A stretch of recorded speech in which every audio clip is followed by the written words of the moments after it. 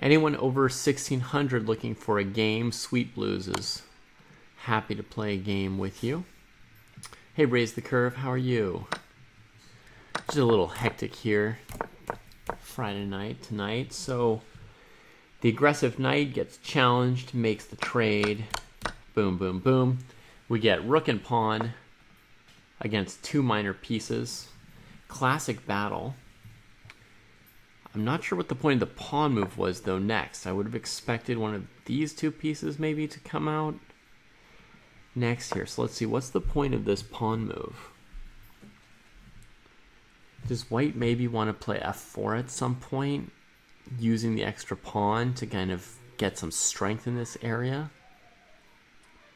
That would make sense, although it'll take a little while because you also have to move the king out of the way of the diagonal. So it's not easy to achieve. We'll see. Okay. So far, PLNR3 with black. I know you can't see the full names, but PLNR3 here with a little bit of a lead on the clock. Now, sometimes a lead on the clock is interpreted as meaning the person who's got more time, and Adi has got more time, right? Or Aditya, perhaps. But in this case, it's too much time on the clock. They started with 45 minutes. So I'm going to give the lead on the clock to the player who has used a few minutes here, right? They've got a lead on using their time and thinking about the position. Hey, Cash, thank you so much for the raid. Shout out back at you. Whoops, did it wrong again. Woo-hoo. All right, folks, there's a link for following our new friend, Cash Carbon.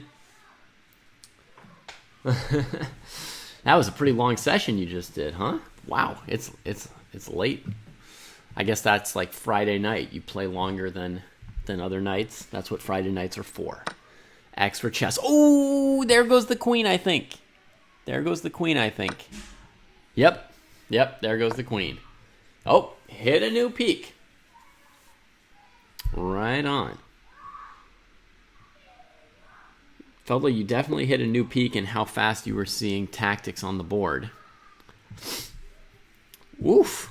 So G3, I like this move from PLNR3 going into the light squares with the bishop, trying to push the queen away. Because potentially if the queen runs away, PLNR might have considered dropping the bishop in here and really blocking that f4 plan for a long time, right? So,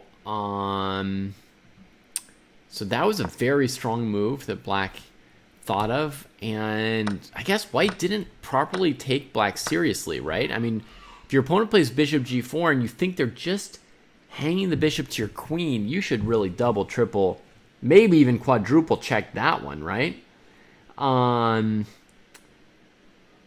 Because, I mean, you gotta have some faith, some fear, some respect, something for your opponent, right? Especially your opponent was thinking about their move, you know? They're playing slower than you. You gotta be a little worried that they might have seen something more than you, and there went the queen, and that was the end of that game. So GG is given, and PLNR 3 takes the first lead in our tournament here. Classical Friday night fights. First blood. Quickly off the quick queen drop. So let's recap the first two moves of this other board that we haven't seen yet. So we start with a Sicilian defense, meaning black comes from the side trying to control this square and not let white play d4. White plays d4 anyway, but black trades off that center pawn and then brings the bishop to a nice diagonal that's been cleared off in advance by the pawn trade. Super logical. White tries to block that bishop. Boom! Black fights back in the center. Well timed by Guha. And this is a great opening by black already. Very nicely played. You see black has demolished everything white set up in the center as far as pawn centers. White still has a piece on a good square, but black's got this pawn, which can come in at some point, be the last center pawn on the board, give black a lot of influence. Plus, black's got a pair of bishops lurking, which is a small advantage at higher levels. So this has been a super, super clinical opening from black. Let me just show this again, this key moment here. So black hits the pawn with the knight, but also gaining control over d5 at the same time. White can't push the pawn and kick black's knight because of knight takes e5. So they defend the pawn while developing best they can. The downside of the pawn on c3, though, was white can't play knight c3, defending the pawn and the central square. I know this is like pretty high-level stuff going on this game here, but you know, if black's going to play at that level, we have to talk about the game at the level at which it's played. So knight f6, white has to defend. Black could already try this move d5, but they just very flexibly castle. Perfectly good. And then when white develops the bishop, boom. Striking out there. And normally, you know, with the bishop here, you'd be hanging your pawn on d5 because there's the e pawn and the bishop and a knight on c. Oh, the knight's on d2. So black's got it covered. Pawn takes, knight takes. The knight comes into the center, strikes the bishop. Doesn't really have anywhere good to go. So we get that trade. Great. And nice early game from black. We're going to take another little pause there, leave you with that position to think about, and you can also watch as it develops. We see Guha playing this game great and also now investing a bunch of time on this next move, which seems like a very good idea. We'll be back with you in another 5 minutes or so. See right here, I need to put water in your water.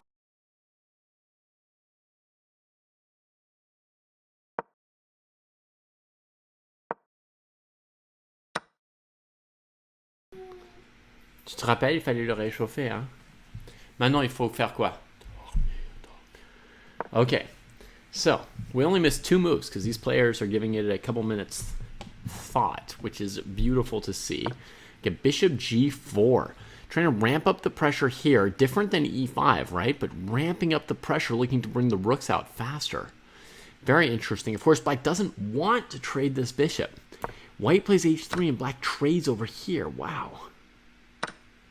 Because if they traded here, white could recapture, look for a queen trade, and the position's very, very equal.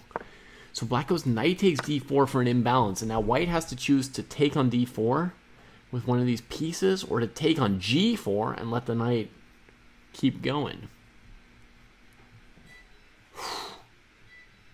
Ay, ay, ay. It's an intense moment for white. If they find the right move, things should be okay, and close. They should be able to sort of keep it equal-ish. I think the answer is to take the bishop. Oh, yes, please do, Sweet Blue. Love it. That's always part of how this thing can work. Anyone playing any classical game in or out of the arena can send me the link to their game. They just have to not listen to the commentary until after the game is over. You know what I mean? Like, it's recorded as a video. You can go back and watch it later, but don't listen to what I think about your game while you're playing, or I might suggest knight d2 to you, and then your opponent might play bishop takes d1 to you, and then what are you going to learn from that, right? What are you going to learn from that? hg4, I thought that was the right move, Everest Knight. The trade, and the queen coming out. Yep, perfect. And then trades. Yeah, this endgame's about equal, which is super cool. Let me see if this Sweet Blues game, whoops, hang on, I did it wrong. Copy. Come over here, throw that in, and there you go. Games to watch. Sweet Blues and Toms, you know, going at it. High level game here. 90 plus 30. Alapin Sicilian. And they've turned off the stream. They understood. They'll be back to watch later.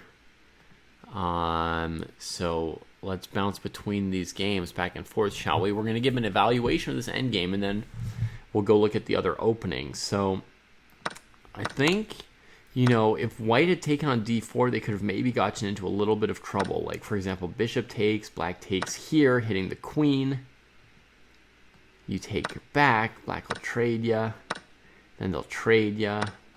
And now look at the white pawn structure in this pure rook endgame. Are there chances to draw? Maybe. Are there chances to lose? For sure as well, right? Some nasty pawns in this rook endgame. So that looks miserable for black, for white. Whereas with h takes g4, white should be more or less correct here. We've got a pawn majority for white over on this side and for black over on this side. A little extra file for white, but this pawn's a little bit bad back here. It's I was just discussing this with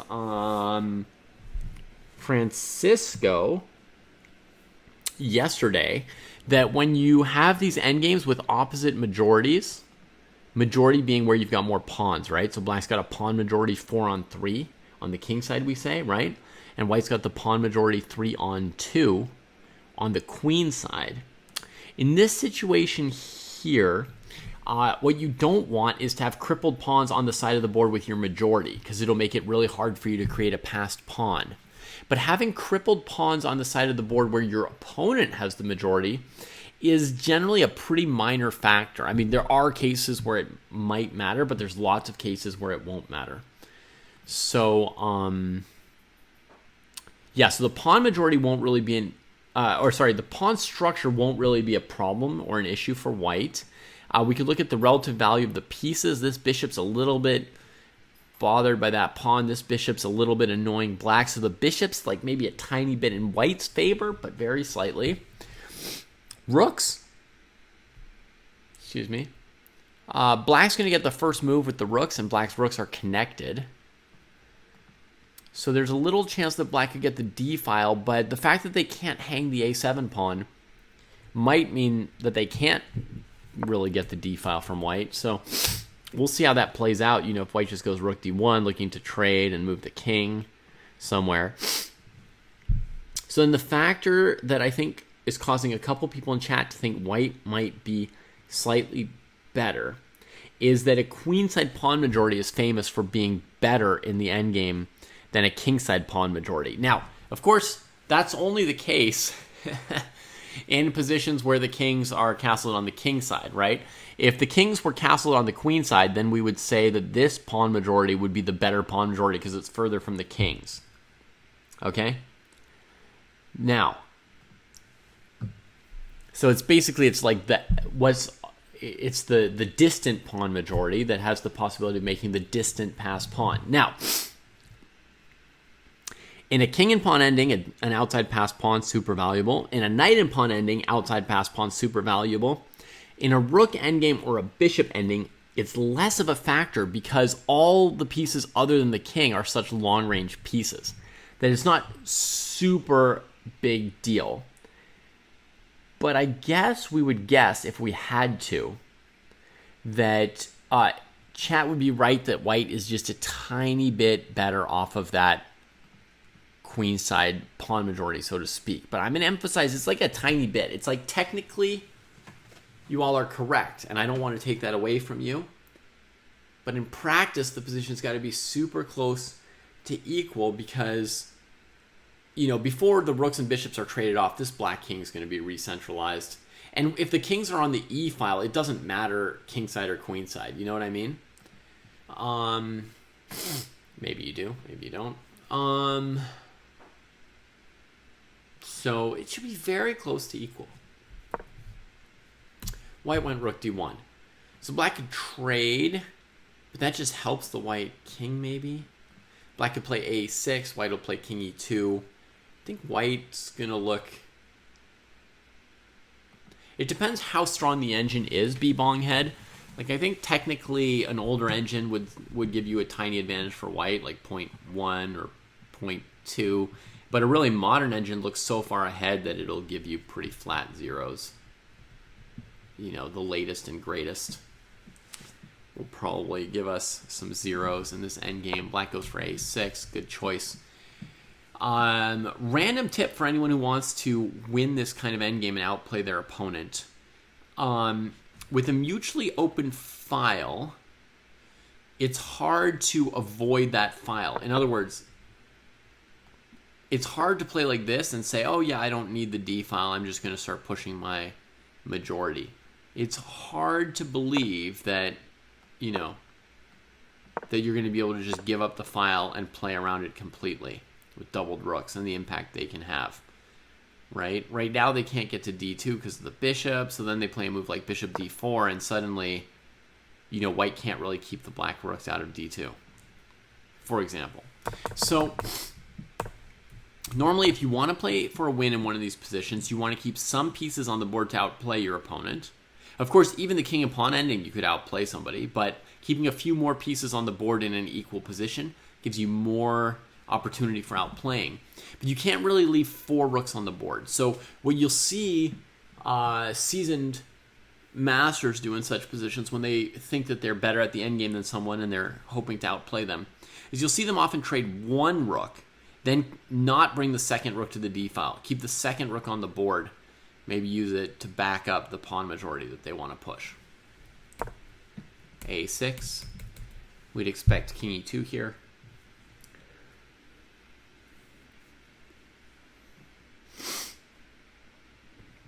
Why not double down the h file? Okay, good question. Let's try that. Let's see if we can ignore the d file, shall we?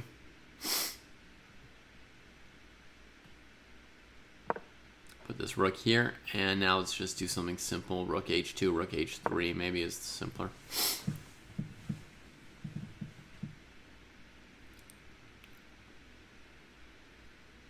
This is coming pretty fast. I mean, I can try to harass, you know, with weird moves over here. Because h7, you can win a pawn, so it's a big deal in that sense, but you're not going to checkmate the black king, so it's not like an uber big deal in that sense. Does that make sense? So, I'm not in danger of getting checkmated as black. I have to make threats that are as big as a pawn, because that's what I'm standing to lose to Viral Stigma's plan. Let's play something like rook b5. If b3, I've got bishop c3. Go rook b5.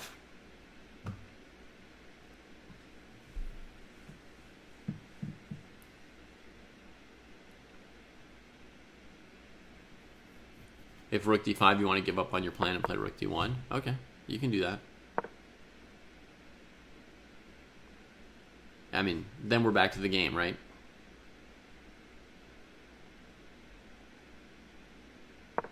Okay, so it doesn't make too big a difference compared to the game. And we get king e2. And now we're going to poke our eyes in on another game that's going on here, right? Let's check out Tom's and Sweet Blue. Sorry, Tom's and Sweet Blues. So, Sicilian defense. c3 is Sicilian. Fair enough, yeah. You threaten an idea and your opponent may or may not notice it, or they may notice it and panic and not find rook d5 to b5. King e2 is quite innocuous, and it's probably a move you're playing anyway, so it certainly doesn't hurt you in any way.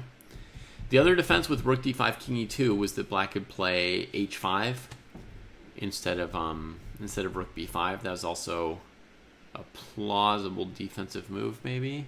Or can you just trade rook h1 and win the pawn before black can back it up? Yeah, actually you can. So I accidentally found maybe the only really viable defense there with rook b5. So your move was pretty dangerous, I guess, especially if someone's unsuspecting. All right, so white plays c3. Plan is to play d4, set up a nice pawn center. Black attacks white's pawn center with the knight. White doesn't have the convenient move knight c3 to defend these two central squares, so they push. Black knight doesn't get sent anywhere too bad, goes to d5. White plays d4. Trade. Knight f3. Because black can't go win more pawns here in view of this. Right? So black's just going to develop. White takes back. Black challenges the center. White develops. Knight c6.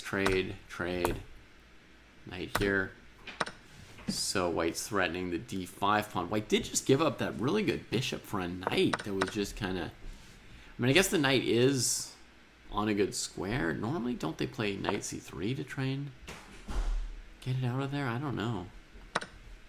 To me, bishops are just a tad better than a knight, so I don't just straight up bum rush at the trade like that. Trades here, so the queen can defend the pawn. And push, yeah, that looks nice for black to me.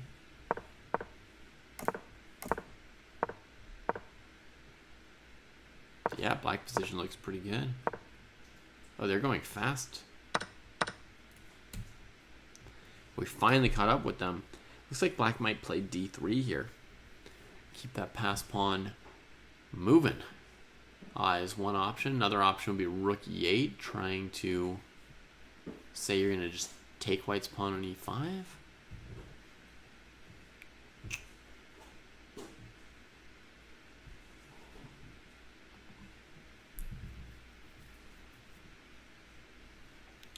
Feels like white should still be okay, right? They're keeping up on development, and this pawn is about as weak as it is strong, so should be close here. Black uses the queen to go after this pawn, not the rook. That's interesting.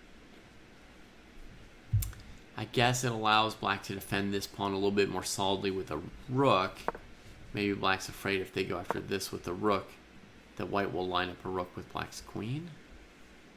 But, you know, I wasn't even sure that white could offer this pawn. Maybe they can do it because of this.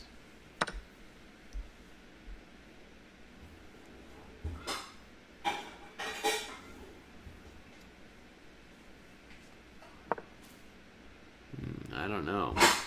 This is kind of risky from white, to my eyes. You know, the rook's not active, the bishop's a better piece than the knight on this open board, and that pawn looks like it's staying alive.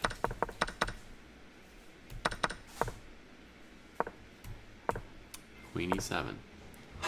Queen g3, defending the pawn and threatening bishop h6. Maybe that would have been the answer to rook e8 as well.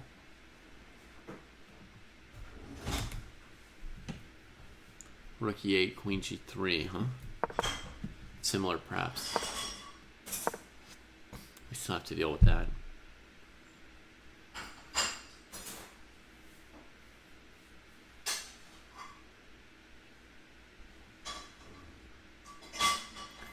No really happy or convenient way to do it, but it looks like Tom's has found something in the game. So what was the choice? Moving the king over. Yeah, I guess that's just what you have to do. Pay a little tribute of a tempo with the king. Defend the pawn on h6.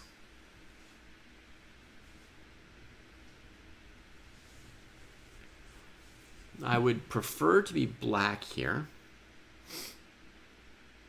but it's, you know, a mild preference. White hasn't done anything terrible where I would feel like they should be in big danger yet. I'd be a little bit just minorly worried as white, but kind of assume there's probably some way to handle the situation. It's going to be a rook move now. So either we're feeling active, we put our rook behind this pawn to do stuff, or we're really thinking about their pawn, we start trying to set up a blockade or pressure on it. Kind of the main two ways to go about it.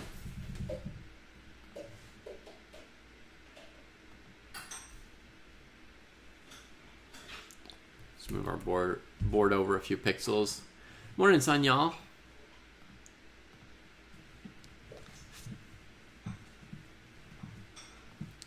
Planning to study any chess this weekend? I ask the most obvious questions sometimes.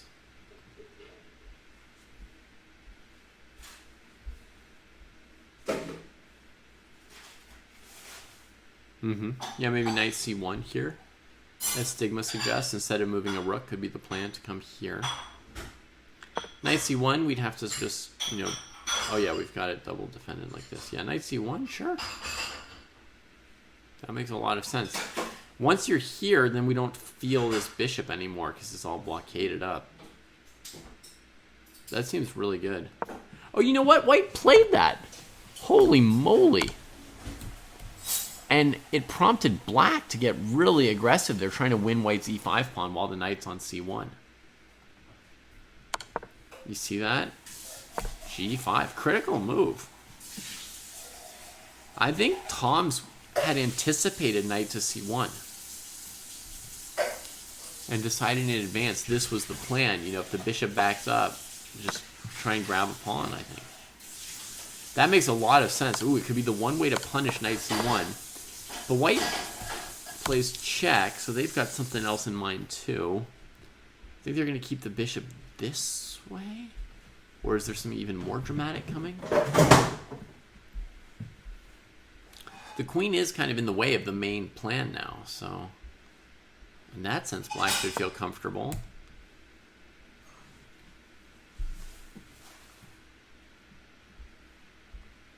There's no, like, perfect square for the king, so it comes to a dark square.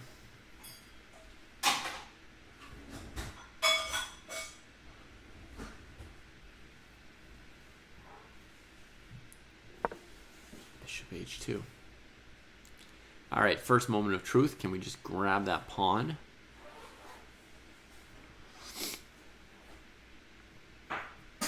There's other possibilities too, like, you know, bringing rooks into the middle of the board. Now that the knight's not coming to d3 immediately or obviously, there's definitely some options. But yeah, Tom's plan was to grab the pawn. Tom grabs it. Little double check of what was planned before. But still, you know, playing relatively quickly, actually, for the amount of time they have. You'd think that one of these moves around here would be worth a few minutes of time, since we're talking about potentially winning a full pawn, and a full pawn is worth more in a classical game than in a blitz game. In a blitz game, you know, whatever, it's a pawn. You just keep slapping your pieces around. But in a classical game, sometimes you'll lose because you're down a pawn.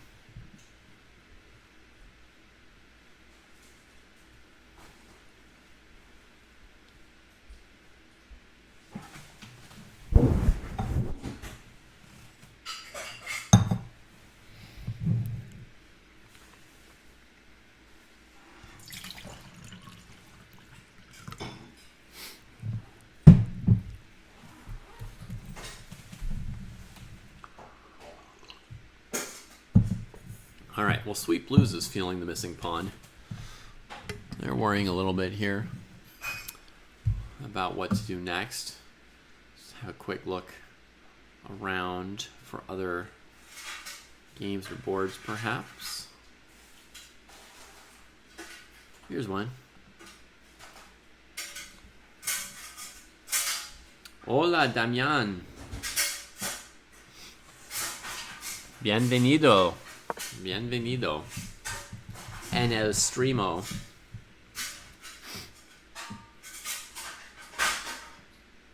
All right, so all the rooks got traded, probably on the d file, right? If we had to guess. This move g5 nails down a weakness at h7, but there's a famous saying from somebody, or many buddies. Sometimes these famous things, it turns out that, like, one of the reasons it's famous is that 500 different people said it. It's only a weakness if you can attack it. Can white attack the h7 pawn? Well, if there were rooks on the board, that would be a weakness, right? Like Stigma had the idea of pressuring on this file. Without rooks, not a weakness. Not a weakness.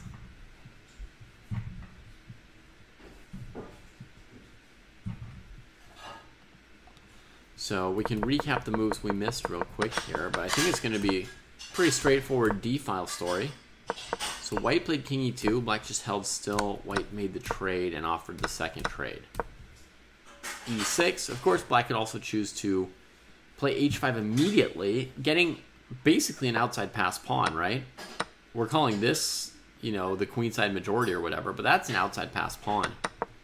Actually, that's one of the issues with this pawn structure. Black does have the possibility of making the first pass pawn here, and it's not a bad one. Without rooks, that's a pretty good pass pawn. That's going to draw the king up, probably. Maybe a missed chance to put a little bit of, you know, pressure and worry on white here if black played a quick h5. And maybe that's why white eventually goes like f4 and g5, is to stop black from making this pass pawn. Because, look, white actually moved the king towards c2 and then c4. So they're not really, for a while, they weren't taking into account this possible move from black. And I think that Guha just didn't notice or realize how valuable it would be to have played h5 at some point here.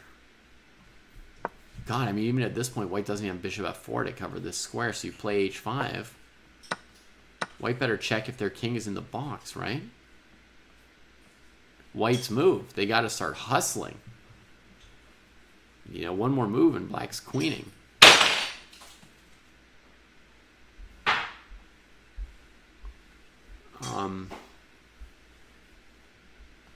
And honestly, if you start hustling, it costs you the b2 pawn. So this might even just have been a straight winning move here for Black. Just a simple, you know, push the pawn and start running. You just kind of throw away the spoon. Throw away the what? The spoon. The spoon? Yeah, it's the spoon's fault that it fell out of my bowl because it's too top heavy. Okay, if you want to. All over the wall.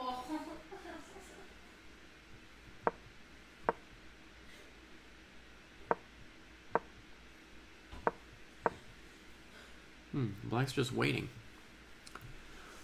Guha doesn't really see anything they want to do here. So in the end, White might get their dream, you know, of kind of paralyzing these pawns and slowly advancing these ones. Maybe now White's a little bit better. Also, sometimes it depends who the players think is better, you know, like if White thinks they're better and Black believes that White's better, then they start both playing like White's better, and then it slowly becomes to be true.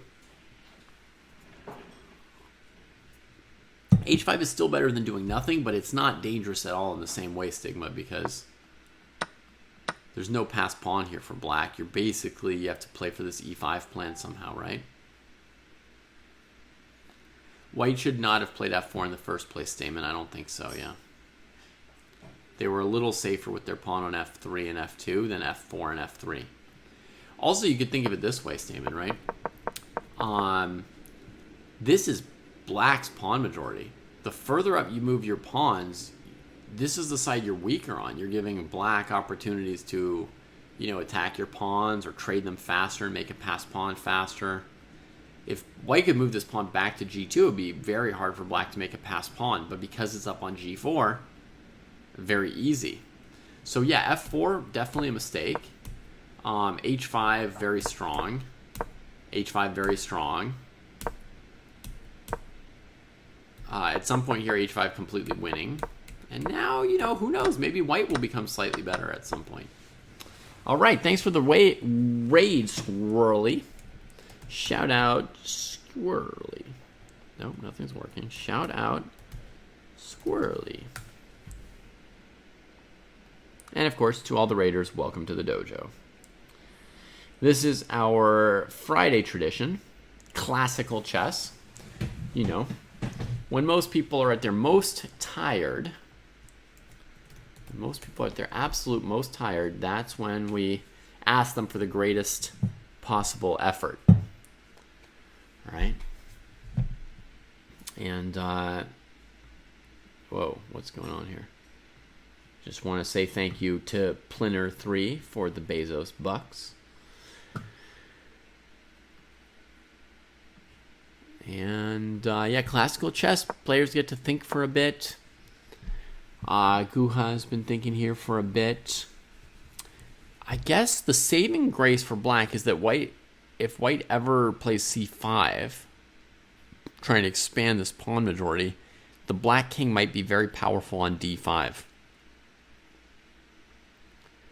So maybe there's some world where the king comes to E4, controls this square, and then White can start pushing the pawns further, and then try and bring the big king back through D3 to C4. But it seems whenever you back up, the Black king will go to D5.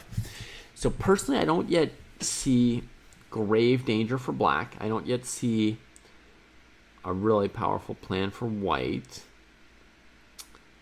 Well, we should consider bishop D4 as well. Oh no, sketchy rest stop. You're making me fear for you. I've been up and down the 5. There's not much on the 5 at night. Assuming that's the way you're going because it's faster than the 101.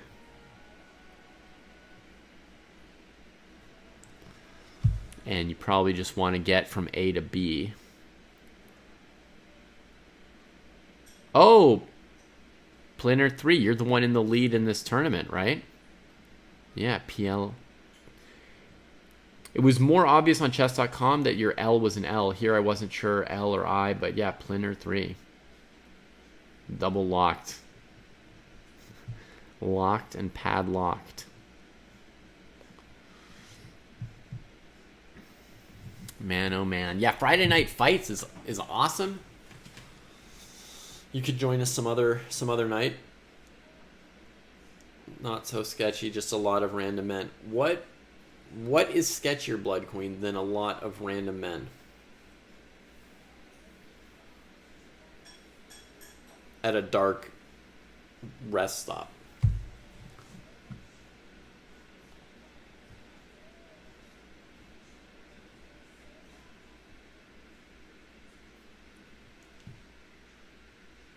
Okay, Viral thinks that there's never anything really for black to worry about, but I've got a very important question about this position, actually. I've thought of one other plan for white here.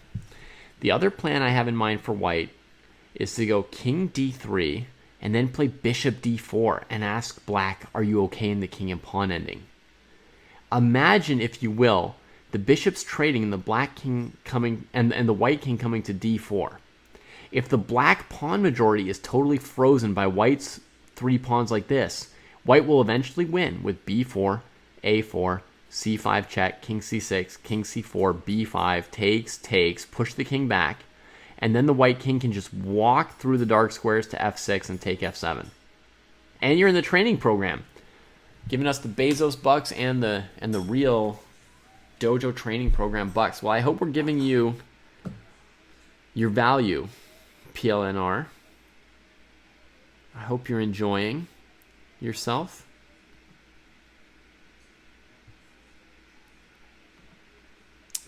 So, does that worry you at all, Viral Stigma, that plan from white? I think most players over 1800 will probably have this instinct, and Viral Stigma is well over 1800, hundreds of points over 1800. I think players over 1800 have the instinct that when they see the possibility to go into a king and pawn ending, they're like, uh-oh, I better be careful. Because they know that if it's lost, it's dead lost. There's nothing you can do anymore. You will just go h5 as soon as we trade bishops. Oh, no, you're saying before I get to bishop d4. Okay, so Viral Stigma's not afraid because they're saying that if they're waiting around and I threaten bishop d4, the moment I threaten bishop d4, they're like, okay, I don't want to think about bishop d4. They'll play h5. Now, if I trade bishops, I'm losing to the h-pawn, right? So basically, I have to trade and go into this, and now there's nothing to fear. Not even fear itself, right? Just nothing that can go wrong anymore.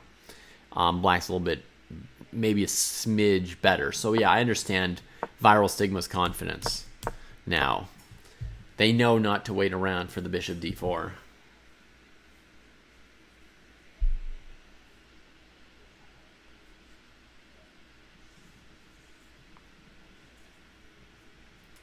All right, Stamen tells us, I saw Aman give a shortly lesson on bishop endings, and essentially one should avoid placing pawns on the same color as the opponent's bishop unless you can be sure you'll be able to push it further to an opposite colored bishop again. To the opposite color again. There were, of course, plenty of exceptions, yeah. Yeah, exactly, Stamen. So one has to be somewhat careful in such situations about ending up with, let's say, this kind of a pawn, right? A pawn that can get attacked by the opponent, targeted, etc.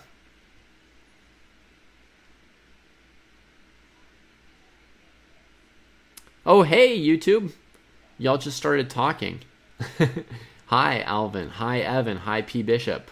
Actually, I'd rather call you Alyechin's cat, if you don't mind. Good to see you all. F6, a suggested plan for black as well. Over there. So let's see what that might look like. If black played f6, how would that go? Well, devastating for white would be taking and then losing to black's h-pawn. That would be a self-inflicted wound, we gotta say. But what do you want to do if white doesn't take? You know? I think the move you have to be most careful about before playing f6 dark web is bishop d4. e4, trying to tie your stuff up. But I'm also not sure how great this is for you if white just leaves it. Like, I'm not sure, do you really want to take? Oh, I could see viral stigma. Maybe Dark Web's thinking that if white sticks around, there could be some world where by trading that pawn, you get your king to f5. And then you can start making progress on the king side with your pawn majority. But there is generally going to be bishop d4 check. And there's generally going to be bishop d4 when you're kind of a little bit frozen here. So it's a cool idea, but I don't think f6 is going to truly help here. I think the best we have is this h5, pawn takes, bishop takes. It unfreezes the whole pawn majority.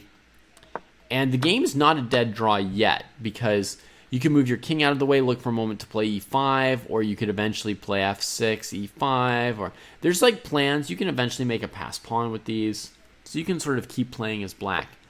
Let's see, we've got a move from Guha, and it was just king back to c6. So long think, and the king has already moved back and forth from d6 to c6 a couple times, so I guess Guha just didn't think there was anything too exciting to do yet. So hanging around. From white's perspective, there's still some stuff to do. You know, bring the king up.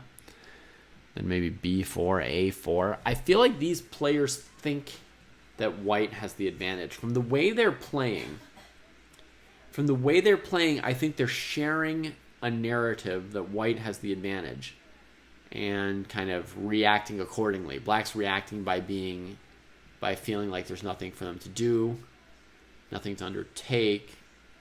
White has been very cavalier about bringing the king far away from black's h-pawn, you know, freezing these pawns on dark squares.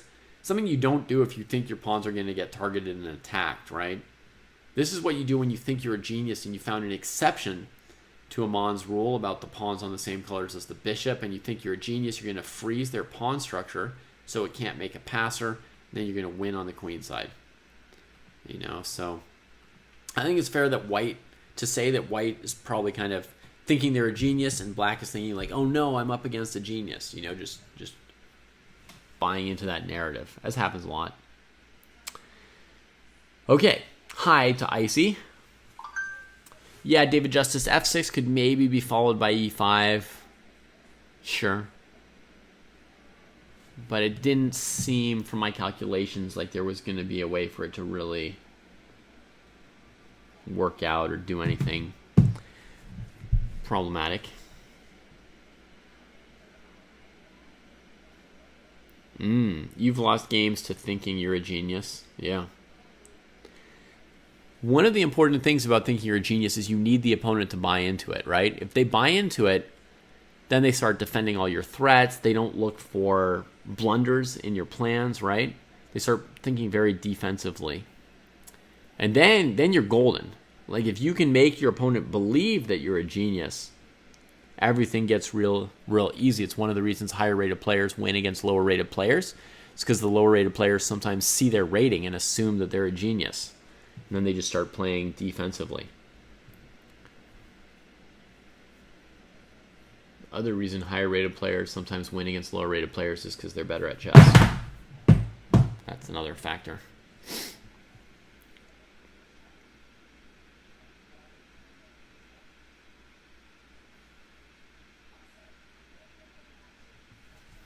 Okay, I'm going to click between games again. Sweet Blues and Toms. Squid Raider thought they were a genius as well, made what they thought was a winning double exclam move earlier tonight, OTB, and it was just hanging a piece. Yep. Okay, so what's happened here?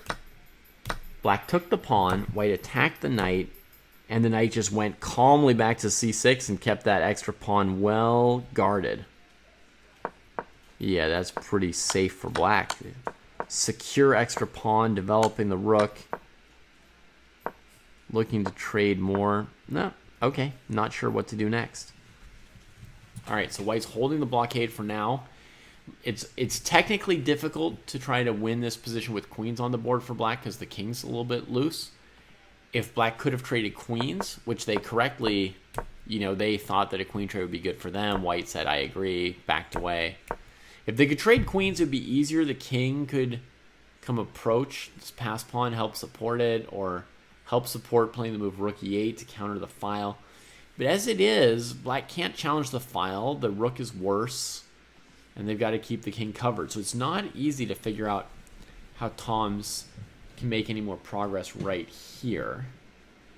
Definitely viral stigma. White should consider h4 at any moment because you can chip away at the king's pawn cover. More chances at a perpetual, right, in this position. Or whether it's a perpetual or a checkmate or just some tactical resources or threats. Having your opponent's king open is like an endless font of tactical resources for you, right? So h4 is just good in that sense. The one thing to be careful about, though, is like h4 and you take, you've got the e file, and then black plays rook h8. And you say, oops, I just gave them a file. You know what I mean? I mean, this is like a much more of a high-level thing, but these are high-level players here, right, in this match. But basically, there's like how many rooks are there and how many files are there, right? If the files are scarce commodities, then the person who controls the files has a bigger advantage. Once you've got files everywhere, then having your rook on open file is no big deal. Your opponent just puts theirs on an open file too. Dabo's thinking that black could just open up like this.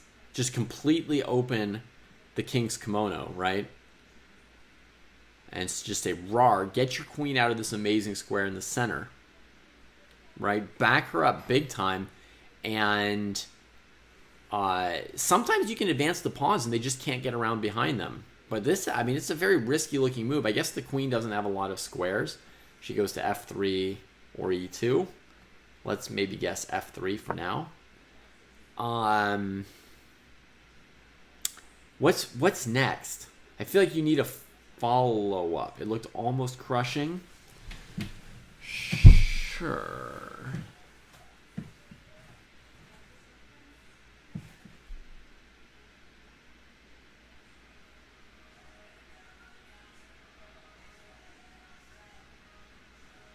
I'm not sure if it's crushing or not. I feel like you need to have a further move in mind. Very good point, by the way, from Viral Stigma, that you'll play h4, so you have the option to chip away. But you might not take right away. You might leave that hanging over black and start playing moves like queen g4, queen h5, stuff to set it up. Not just h4 blind trade and then look for your follow-up, right? It's a good point. And then Icy also suggests to us a possible plan for black of rook d8, backing up the pawn, rook d7, and then rook e7, challenging the e file with the help of the knight. So that's going to be a major plan. And Tom's did start with rook d8. So a6 to keep this knight safe from b5, which in turn keeps this pawn protected and the possibility of rook e7. Now this structure here is a little bit vulnerable to knight c5. Right? So black already has to start calculating stuff like this. Right? Maybe white can even take the queen. Yeah. So knight c5, black's already got to be careful about that, right? Every little push, every little everything does something. And honestly, even here on d3, maybe there'd be rook d1, and you might have pushed the pawn just a step too far. Right? Depends if there's a way to back it up or not. Oh, knight c5 just got played by Sweet Blues, so they hit the spot. Take a look at that. Yeah. Careful, careful, black. This b4 was clever. Still a lot of work to be done.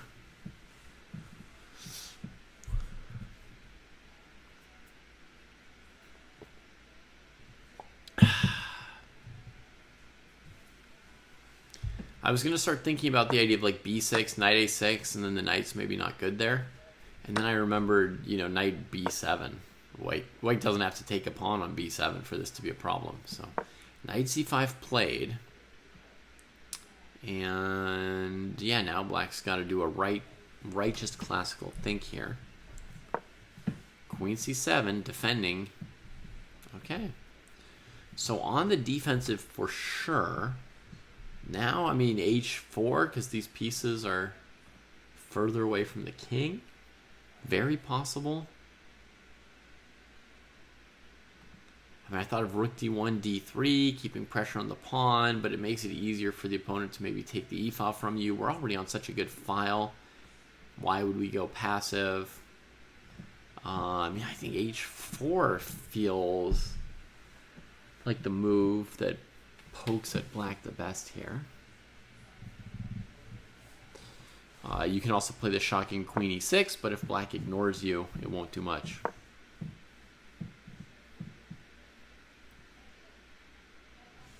Okay, Icy says you go queen f5, and then if b6, allowing this whole knight a6 thing, which we don't yet know for sure what happens, rook here.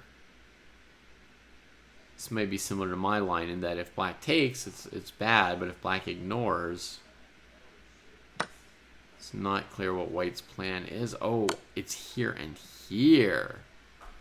Just going after the knight. Oh, Icy is a genius. Rook e6.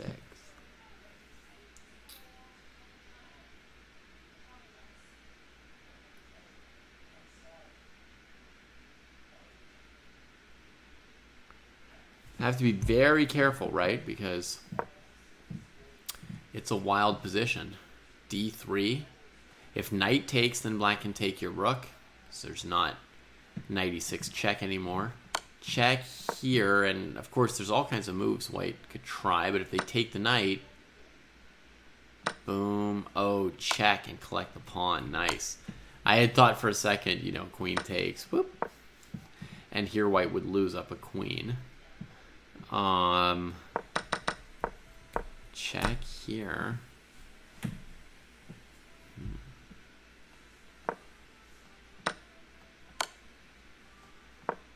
And if you take here, there's a Matovich. Okay, yeah, maybe white could go for this. Queen f5 could be tried.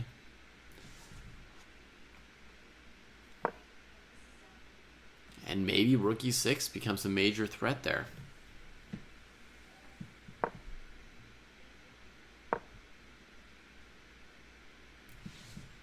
Knight e7, there's generally going to be queen h8 check, and that's not going to be good for black. So, oh, we've got a move in the game. Rook to c1. Okay, so this move here, this is the simpler move. It's consistent with b4 and knight c5. It's looking at moves like knight b7 and knight a6 anyway. Going after this piece.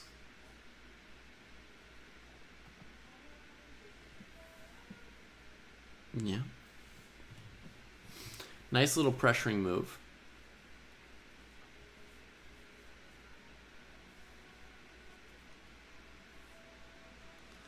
Maybe rook d6 covers things for the moment. I hate just getting into mode where I'm just like defending, trying to hold on to my stuff. You got to also keep looking at ways to counterattack. That's why you see me every move I'm calculating d3 for black. You know, saying forget about a6, forget about b7. You know.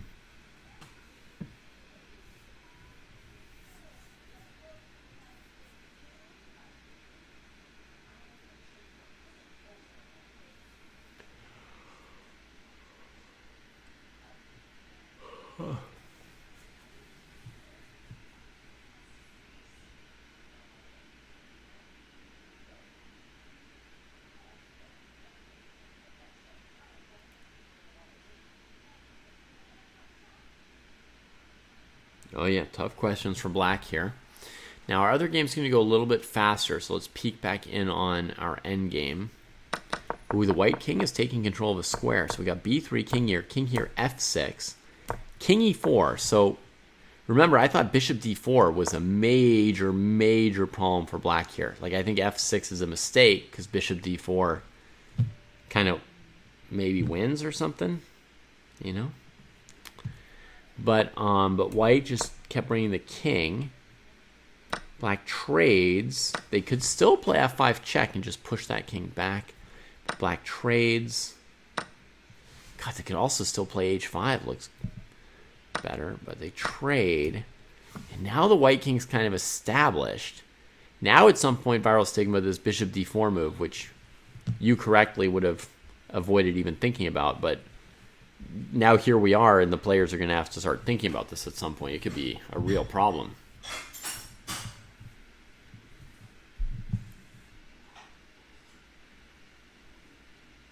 Now white maybe has something, right? King further up than black's king, plus the idea of bishop d4, plus this pawn is technically in a king and pawn ending. This is one pawn holding two. So essentially, if I just sit around as black and trade here, the odds are super high that this king and pawn ending is lost.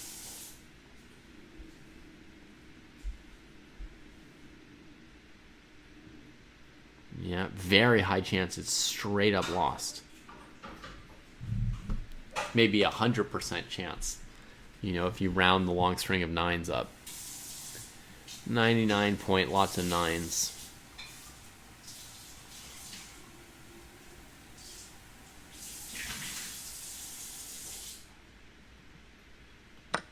You've already studied all the openings. B5. All right. Fighting against white's pawn majority here. Yikes. Potentially black can ignore that and play bishop d4 and be in a winning king and pawn ending. Potentially also black could trade on b5 and then play bishop d4 with the winning king and pawn ending. Potentially white's just winning. c5 is maybe the least winning option for white of all options here, because after black plays b4, this pawn is a liability. It's cut off and attacked. Not really sure what white should do about that. Yes. Yes. How did you know? You can't count, but that looks winning. Okay. Yeah, I mean, some of us can count. Others have good instincts about different positions and endgames, so that's fair. It's good you have your instincts to work on. I'll point out one little detail about these positions. Let's say we go bishop d4, and black backs off like this. This is like a last-ditch defense sometimes in same-colored bishop endings, that if your opponent advances like this, you check.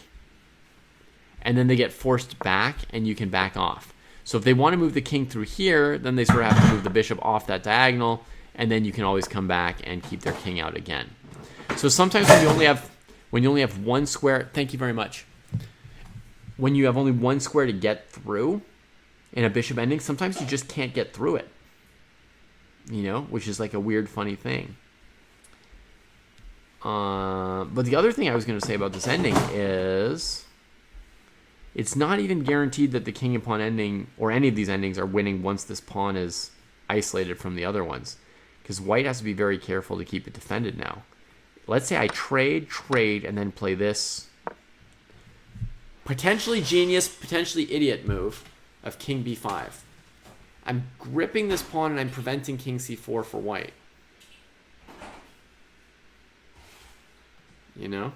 Now if you go c6, now I'm up a pawn. You can keep my king on the back foot. You might be able to draw down a pawn, which is already an accomplishment in the king and pawn ending. Pretty rare. You can rush in here, yeah. And you can keep going if you want. And now maybe with f4, you'll really be looking like a genius. Oh, but here's the thing. It's hard to ever win this even by getting h7 conquered. Right? Like, let's say I just hang around. I think you're drawing despite being down a pawn, which is already really, really great. But here's a technique that makes it very hard for you to ever win as white if the pawn you need to capture to get into my position or to crack my position is an h pawn or an a pawn. I can follow you in as you get deep, deep, deep in there, and it feels like you're about to just be like, I got it, I'm in, I take everything. But then I freeze you against the side, and... Wait, maybe here you've got this move. Yeah, you just win with this move. Okay. So this is not a case where the freeze works. This is a case where you won down a pawn. That is incredible. That's why you hate endgames? You hate openings and you hate endgames. Tell me you like middle games. I think f4 might be the cool winning move here for white.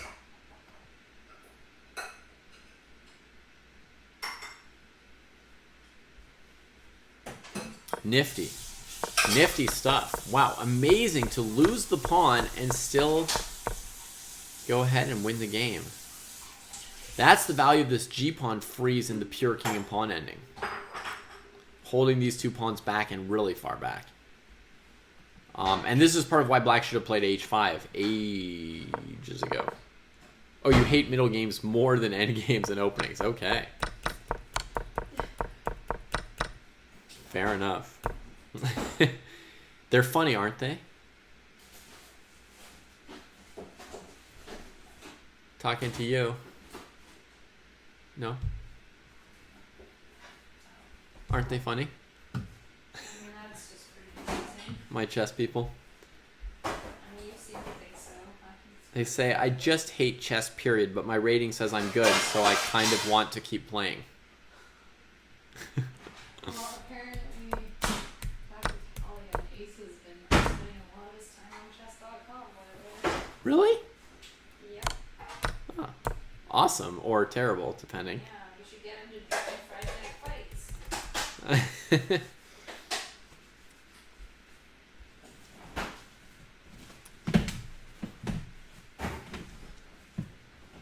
Yeah.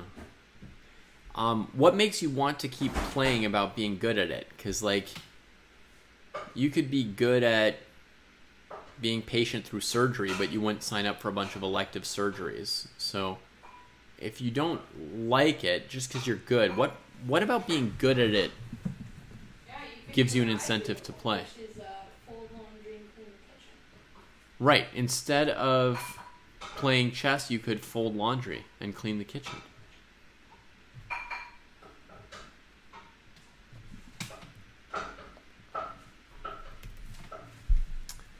All right. The exciting endgame continues. White chose to retreat the king. That can't be the very best here, can it? Huh? No. In an ending like this, the most important factor on the board almost is how far up the board your king is. So retreating can't have been optimal. There's a good chance that bishop d4 was close to winning for white here. Although, as I've pointed out earlier, there's still like a last ditch of defense here with the bishop because of the check, right? You can play this move, so there's no bishop check, and then your opponent plays here, and your king can't yet get in, right? You go bishop here, and they step back. Now your own bishop blocks you, right? You come here, they come here. And sometimes you just can't get through the last stretch. But definitely with the king on e4, white's better, and black's on the defensive. But white brought the king backwards. Now black brought the king forward for the opponent. Again, here I probably wouldn't make that trade. Not really sure what I can do anymore now that I missed my chances to play h5, but we could think about it.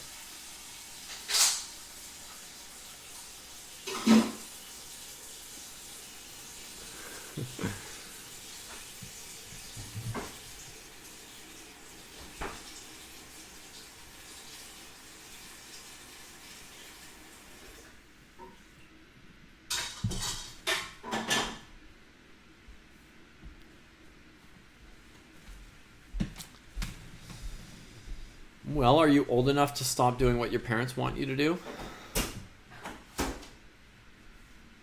My kids were born not doing what their parents want them to do.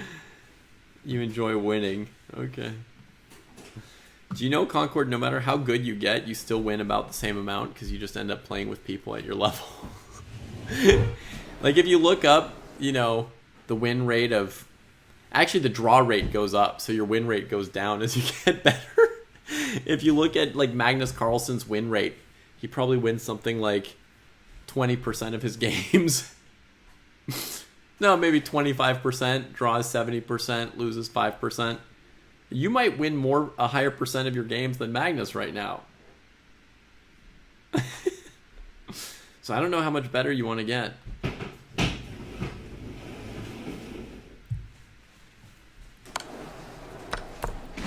Kavutskiy. All right, here comes the pawn majority.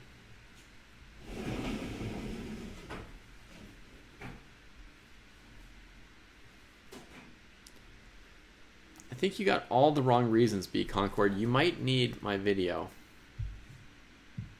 350 points. But now you're just trolling. You didn't lose 350 points.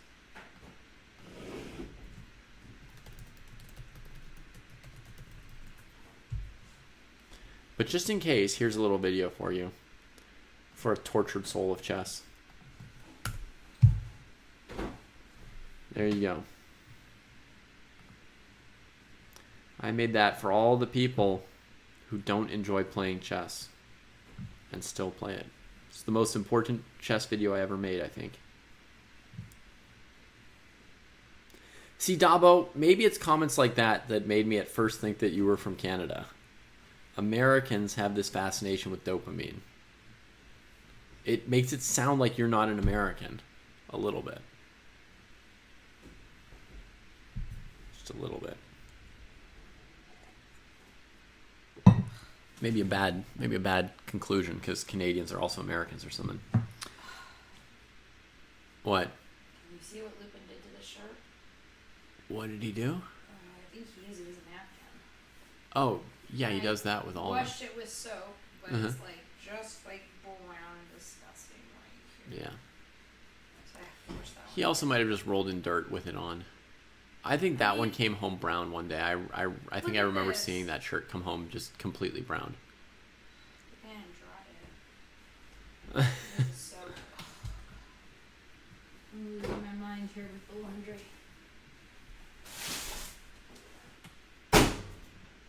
How are you doing, Steve Nash's workout?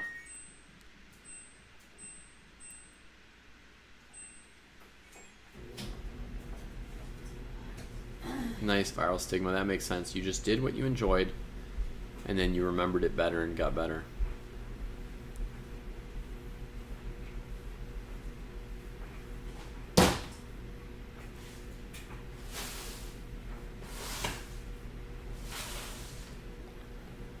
Okay, 350 in blitz. That's more possible. I've heard of that happening to people.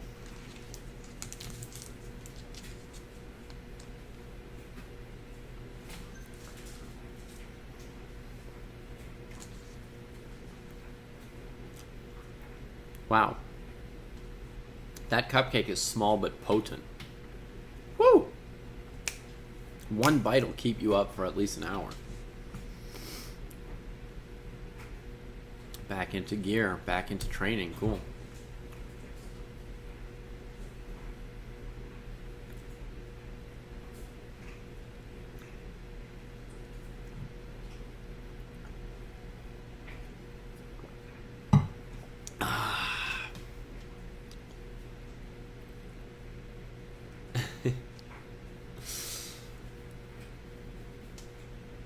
All right, so do we have any advice for black here who's going to get slowly pushed back? Pawn majority is frozen by this pawn, and the white king dreams of one day coming through e5 and eating everything.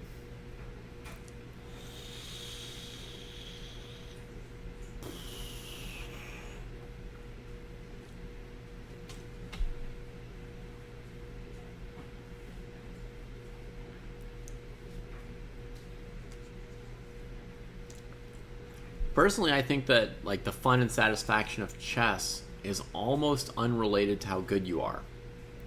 Although it is related to like the feeling of improving, but you know, a 200 rated player who's improving might be just as fulfilled as a 500 rated player who's improving. As long as this bishop's here, it's going to be hard to push this pawn, but it's true that maybe at least if this bishop ever moved, we could then try to be ready to do that. Oh, did your game finish, Sweet Blues? Let me see the end of that game.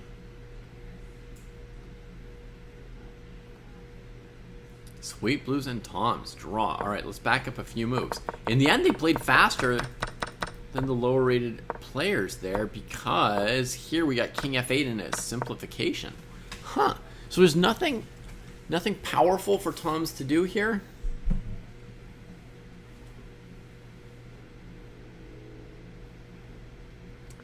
I'm not a masochist, Dabo, but I enjoy working out.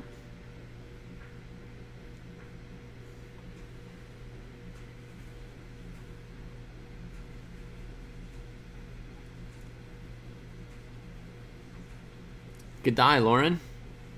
Amazing post-game conversation. They play a classical game and in the chat say, well played, nice game. We could rematch if you want. let's just play a match. Let's play a world championship match. 14 games, classical chess. Pretend you're in Singapore. Work out harder then? I can't. Now you're trying to put your masochist stuff on me.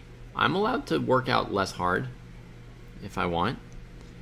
Honestly, the advice I normally get is to work out less hard, not harder.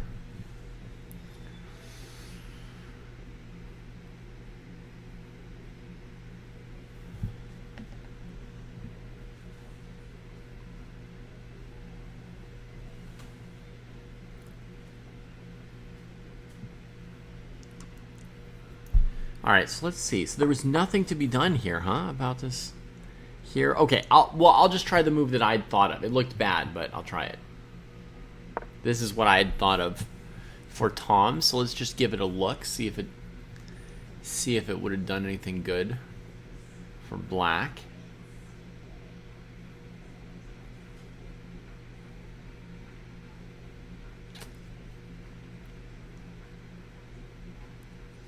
My idea behind rook d6 is to avoid knight b7 and knight a6 by overprotecting or sufficiently protecting, let's say, my knight. Overprotection is a little bit kind. So let's call it trying to sufficiently protect. Then you're going to play a4, brutal, scary.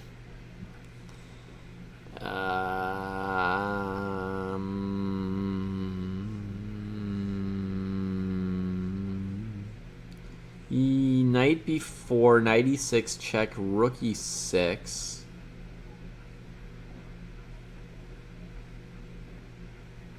Yeah, I don't think it works. I think black can actually get away with this. Only because on this check, they counterattack your queen. And if you try and desperado, they just go. Oh my god, queen d4. Queen e5, queen b4. b5, and the game goes on. That was insane and unexpected. Or b6, you know, if rook c5 doesn't, queen e1 doesn't win. It could only be good for black because black's kept their extra pawn, yeah. So I'm going rook d6. I'm not pumped about a4 for you, maybe.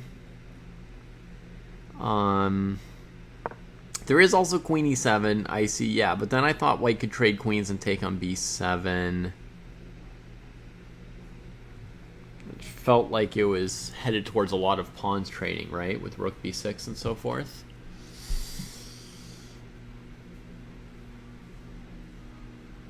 Maybe you could hold on to an extra pawn there still, so maybe it's viable. But knight b4 looked good. Yeah, I mean, more something like f4 or h4 seems like it. So let's take back a4. Let's play h4.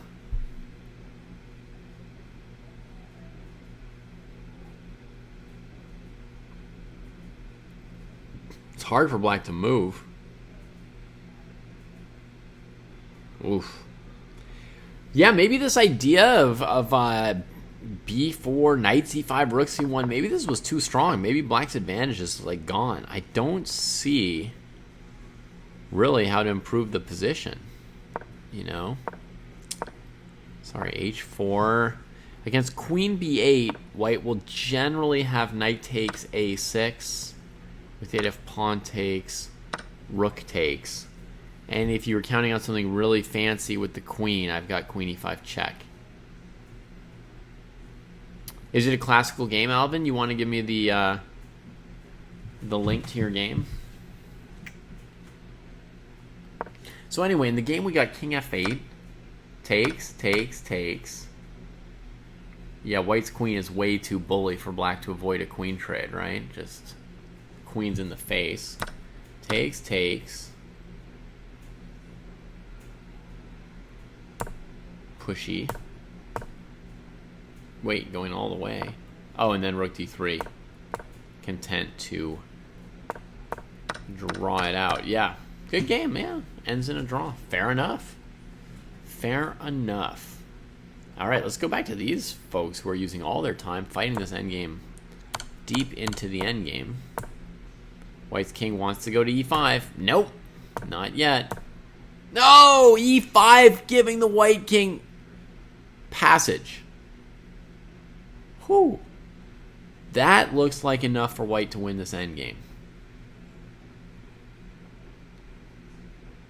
Should an 1800 play out that 3v3 rook endgame? I did when I was 1800. I played it out when I was 2400 against Alex Yermolinsky, a grandmaster. He laughed at me, and eventually it was a draw. But, you know, laughing never hurt anybody, right? I don't know. I wasn't able to do much against Yermo in that endgame. But against an 1800, I figure I could win it. Almost certainly. And let me put it this way to you, Sweet Blues. If you had to play out that rook endgame against me tomorrow, and you knew that I wouldn't agree to a draw, that I would keep playing to the end, how confident are you that you could get a draw? If you're really confident that you could get a draw, then you can agree to a draw. You don't need to practice playing it out. If there's some part of you telling you like, oh man, I'm very worried about that scenario, that sounds like something bad might happen, then that might be a reason to practice it. You know? I mean, again, all these things, it's everybody's own choice to make, right? Like, if playing it out is torture to you, then according to Viral Stigma's theory, right, you could agree to a draw and just not worry about it, right? But if you're just asking me from like a perspective of like, is there any chess to be learned or gained or whatever, I think there probably is at an 1800 level, probably.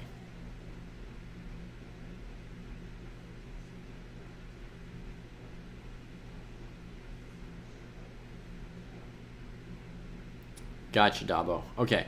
So I enjoy exercising, and I also enjoy trying to get better than I was before.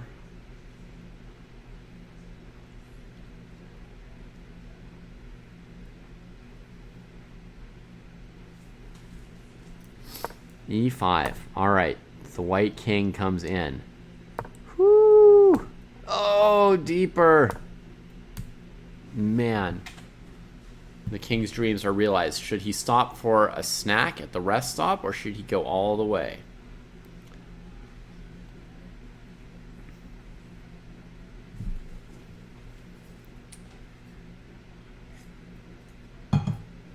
Both players spending a lot of time on this endgame, so they're definitely developing their endgame skills here. They're each, you know, really respecting the complexity of the position.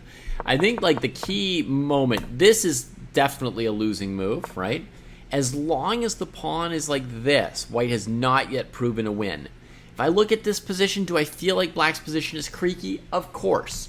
Are some people in chat thinking like, oh yeah, easy win, blah, blah, blah? Sure, there's some people in chat thinking like that. Would they be able to actually sit down at the board and win it? You know, who knows? But this mistake here, I think many of us are pretty clear that as the king gets in, you know, he's got the game in hand. Planet says take the snack. And Everest just got the eyes on the goal. Leaves that pawn on e5. Says, who cares about the pawn on e5? It's not going anywhere. We're just going to go in here. Wow. Oh, he's going to get both of them. That's winning. That's winning. Could he have taken on e5 and still gotten in? Maybe, but I feel like this was very clean. Tempo on the bishop, straight in, take the pawns. Who cares about the e-pawn? Yeah. Hey, ZJ.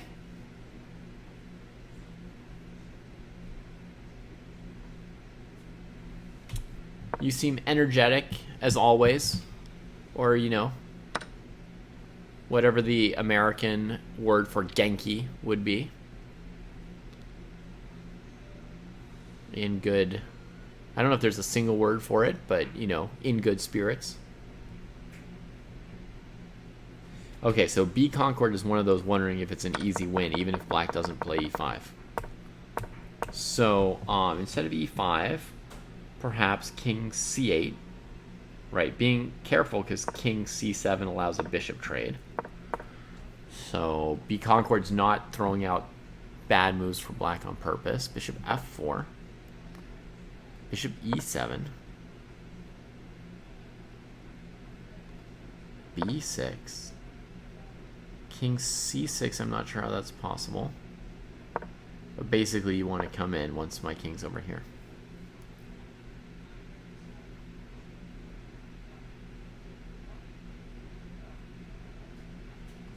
Okay. So maybe the bishop needs some better checking distance. Oh, but it can't ever get the bishop d6 checking distance. Yeah. Uh-huh. I hear you. Okay, so bishop e7, we're going to play maybe king e5, king d7, then b6. Here, here, here, here, here, here. Winning easily. Yes, that's winning. Yeah.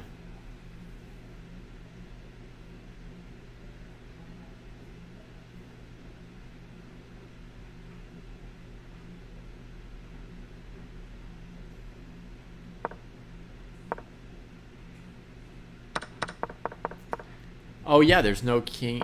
Yeah, here. Thank you, viral. Look at that. Makes it a little less easy. But the king can still go to e4. Takes there. Yeah, that's not enough.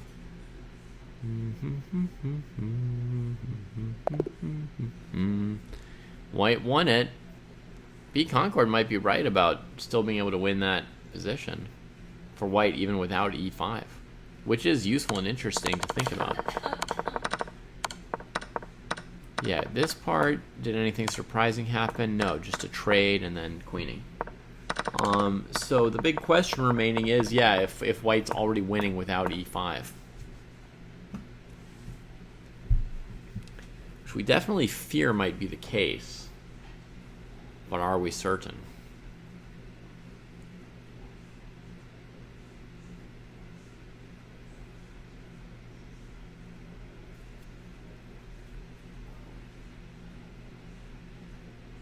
What move did he have black play? King c8 waiting. All right, I've got a tougher move to wait with here, B Concord, I think, instead of king c8. I'm going to back up just a little more distance. The point of this is to basically play this kind of a defense. Check. Right? Force you back and then bounce out. That's a tougher defense, yeah? Hey, Everest. We watched much of your games, so you'd be able to go back and watch the commentary, recap, etc.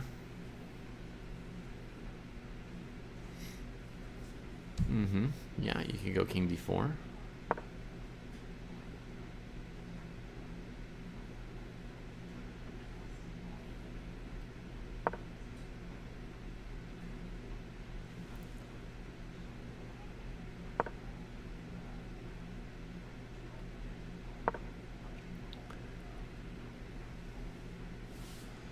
So we'll just try and keep your king out of c5 as well. You can check, but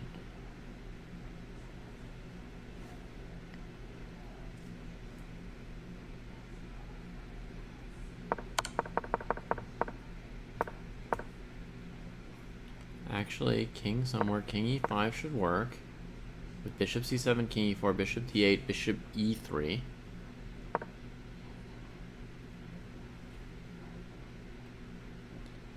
You think my king's on b6 at some point? Okay, let me go further back. My king's never been on e5. Bishop c7. Bishop f4 here. Check here. Yeah, my king was never on b6, so if you go bishop e3... So if you go bishop e3 here, I don't have to take on b5, I just go bishop back here anytime you back off from this. It is very similar to the Neiman game with Mishra at the Grand Swiss, yeah. Line with king d4. Oh, okay, okay. So at some point I came across this way, and then when the king came to b6, then you went here. Right, so this king b6 might be a small mistake. Let's see what the point is. Check, you want to come here. And when I go back, you want to check, very clever, take this and come up. That might not be enough to win though, right? King c4. Let's say king e6, king here. You got to keep that pawn defended, right? Here, here. That looks like a draw. We take this one and sack for that one.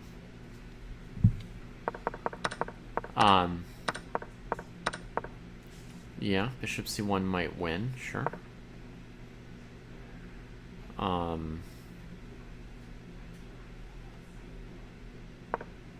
You got to keep this defended, so ultimately you have to go here. I come here threatening this.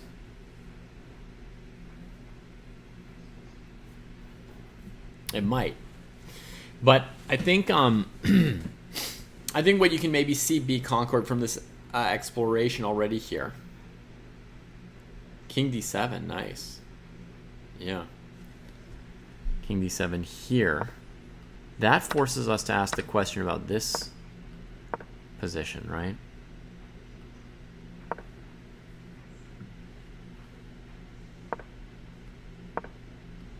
Coming back to defend his pawn. Oh, go to h6 to freeze the whole thing, maybe?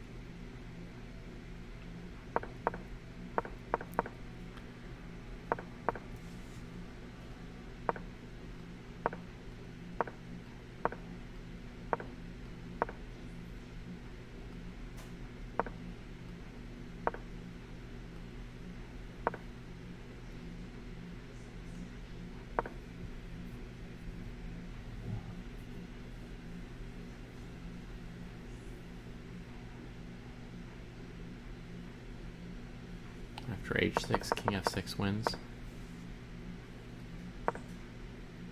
Nice one, Icy. That's evil. That's evil. Look at that one, folks. Ugh! That's like a checkmate. That's like a mate in one in endgame terms. King f6. Nice.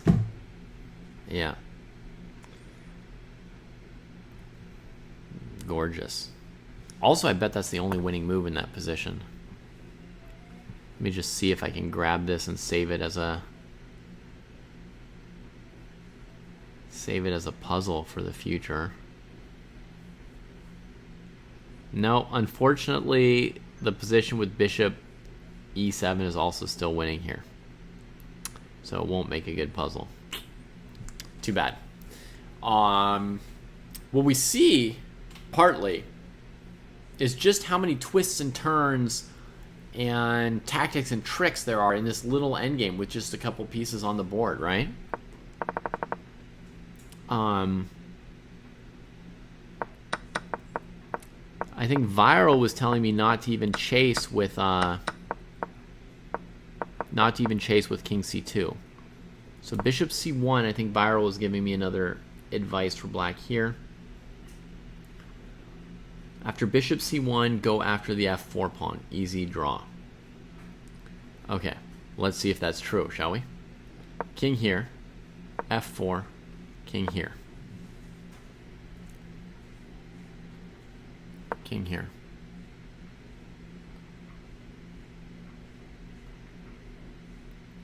If we put the white king on e7, would the whole puzzle work? Yes, LG. I think it would. Let me think.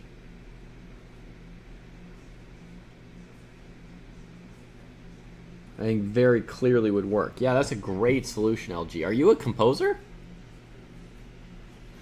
Okay, Viral wants to just go bishop here.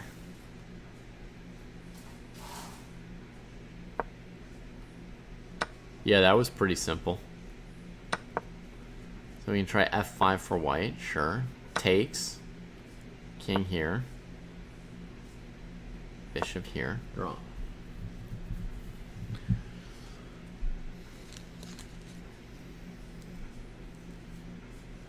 Or still bishop f4, sure. If black wants to win, maybe. Someday you wish. Oh, yeah. I mean, if you figured out that that puzzle works with the king on e7 in 10 seconds or something, I think you could be a composer for sure. Yeah.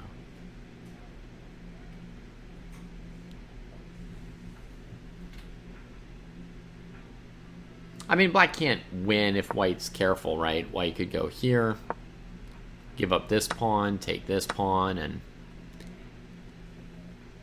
you should be able to hold this one to a draw as white. I don't see any real risk of losing it at the moment. But, I mean, certainly, yeah, you might as well play bishop f4. That's a good-looking move, right? You shock your opponent who's trying to beat you, put some pressure on them, sure. In a practical game, yeah. Every bit of pressure you can put on your opponent is worth doing. Fascinating bishop ending. You see, one cool thing, right? One cool thing, though, you see like how much more defense was possible from the very beginning just by backing up so that we've got this resource and you can't just walk through. It went from being like, oh, it's easy, you know, color my numbers, to an epic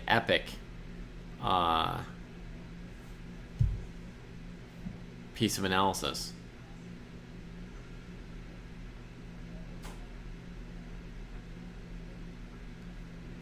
Okay, so ZJ has a question relevant to LG, which is, if a random guy just happened to invent a beautiful chess puzzle or composition, what would you do after that?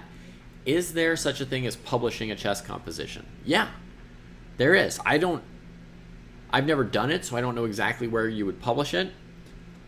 I imagine the audience you'd be publishing for would be a very small audience if you had one single puzzle to publish, right?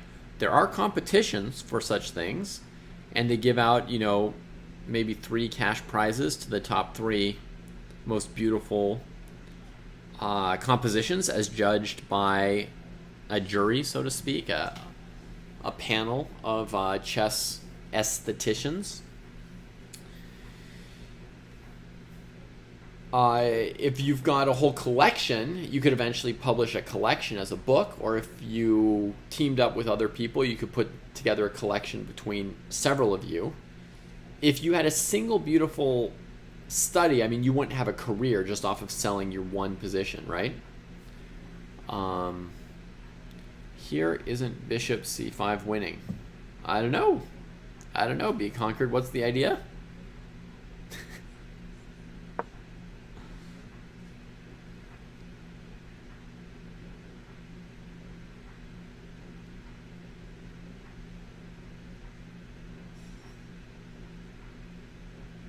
You want to sort of hem in that black bishop.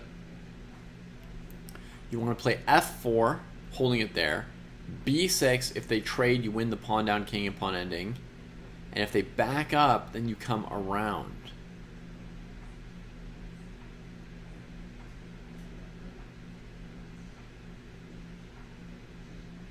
Possible.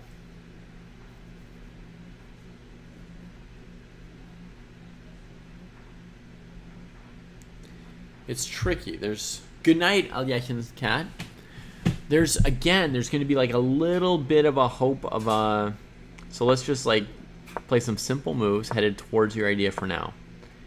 There's a tiny hope that they can try and get out of the way of it here. But again, they don't have the checking distance for your king now. But when you come here, they can play a move like this.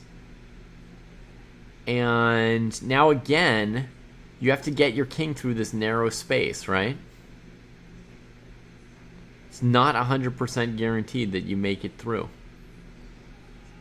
And this is one of the interesting things I found with some of these endgames is they look so simple, and then when you actually work through it, sometimes it's like 10 moves of very strange maneuvers of the bishops going around in a circle around this like one penetration square.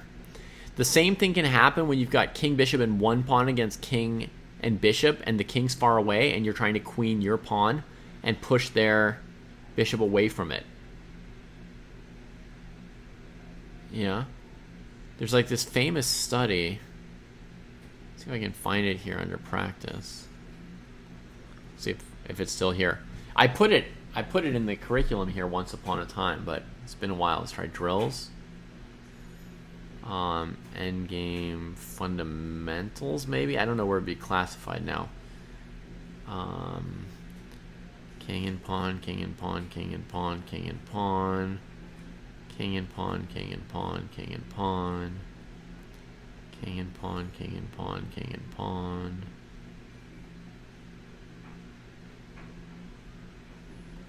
King and pawn, king and pawn, king and pawn.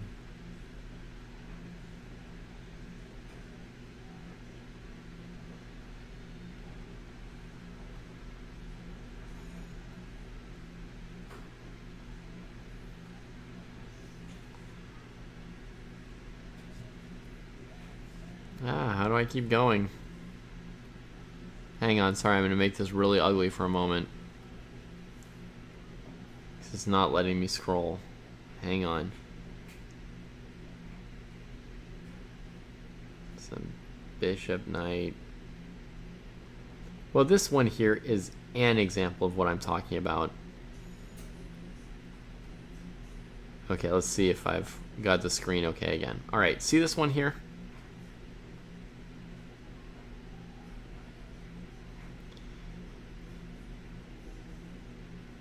This one here, it looks like super simple. Like you just play knight d6, you block the bishop out, then you walk through. But the bishop goes here, and then it goes to b6. Then you've got to run the bishop out of squares on this diagonal. When you do, then it can like bounce around. Like sometimes these positions here are insane work to make them work out. Like I don't know, we could see if I get it right. I would start with let's see. If I start here, then they get in, then I have to hold them in, walk the king around. I'm going to try blocking the bishop out first. Just a first instinct. Oh my god, the computer didn't play proper defense. What? Why didn't the computer play bishop g1? Come on. Okay, now we're fighting. All right. So now if I go knight c4, the bishop comes this way. Sometimes you have to bring your king here first to cover these two squares, then do this. When you do it, they try and switch diagonals while you're doing it. Then you come here, they come back.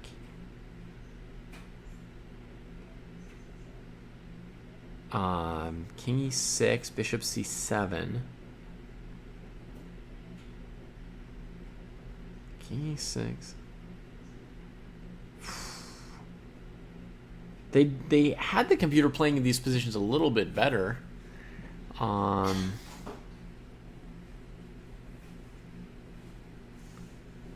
I think I have to go king e6, bishop c7, and then I'm not sure what the next step is.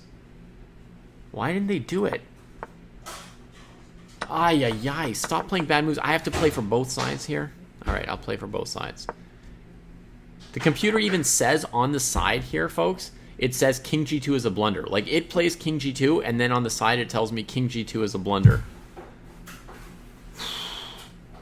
So now there's some kind of trick. I have to go like here. They move. Now I attack the bishop. If it goes this way... Wait, they didn't move their bishop away from me. What are they doing? They have to go here. God, I have to help this computer at every turn. Now, I think I go knight here. No, stop doing that, computer. Okay, I'm going to play every move, folks. We'll stop the computer here. So it goes here. Now, if I chase the... You see, if I chase the bishop, it comes back this way. Right? And then I need to get back to play knight d6. So here I have to go knight here, I think, to block it. Then chase it here, here. God, if I chase it this way, then it can come back this way. And I can't stop it from here. I have to go... Oh my god, hang on. Oh, it's because the bot is at weak level. Okay. Okay, I see. See if I can figure out the solution. Do you see, folks? If I go king b7, the bishop can go to d4, only move. And then I can't stop it from going to e5 with any of my knight moves. So I'm not sure that's right. Knight e6. Stopping almost every bishop move. Yeah, knight e6, bishop here, king here, bishop here, king here. That looks good, Icy. Let's see if that's right. Bishop goes there, king moves, and there you go. Okay. So my point is, even little endgames like that, that are like the most basic thing in the world, are sometimes quite tricky with a single pawn, right? And so, similarly, this kind of stuff, you sometimes think it's like the end, and then just getting through that last square is like a 10-move stupid maneuver. Which you could call annoying or stupid or fun or amazing, you know? Depending on your feeling and your taste and all that. Alright, let's see if we got any other games still going to watch and commentate on here. Looks like all the games I was watching are done. Bishop g3 in this line.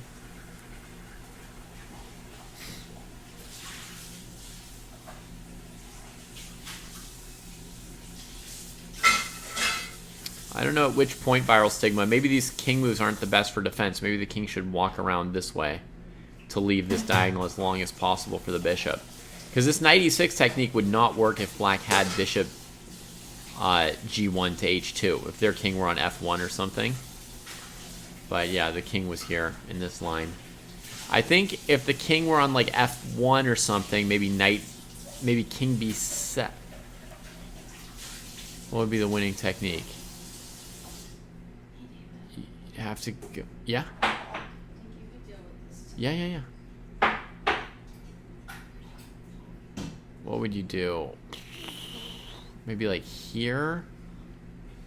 And then here. Now, here is so bishop f4 can be answered like this. So they have to go here. And then you go here. And that's winning. For example.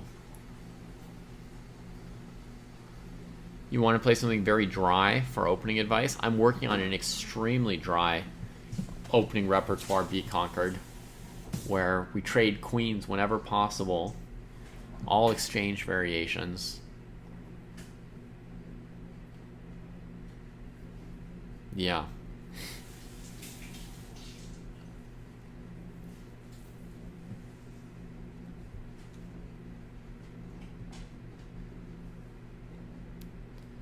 It's a 1d4 repertoire with, like, you know, things like the exchange Slav in it. Knight b5, bishop b6 is the better defense, of course, Dopesky. The computer played another dumb defense. It should go here. Then I come here. And I still do my knight a3 to c4 maneuver, I think, right?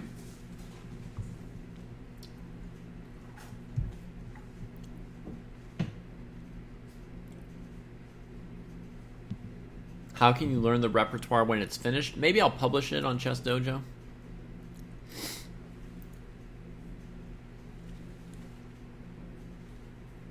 I mean, I'm creating it on Chess Dojo, so that would be the easiest place to see it. But I am also maybe keeping it secret for myself. I don't know. I don't know if I'm going to share this one.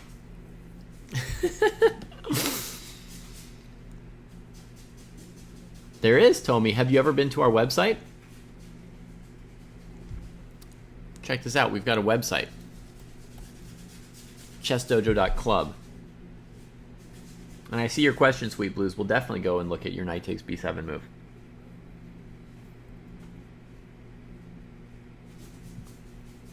Okay, so on the Chess Dojo website, you go to games. You create a game. Right, you go new game. From PGN, you could paste it in if you've got the PGN. If you don't have the PGN, yeah, 11 years. If you don't have the PGN, you could go to starting position, just enter the game. And anyway, once you get a game, you put all the moves in here, and then you save it, and you publish it. And then everyone can see it. You can send them a link. If they're following you, they can see it immediately. So, I'll delete that one.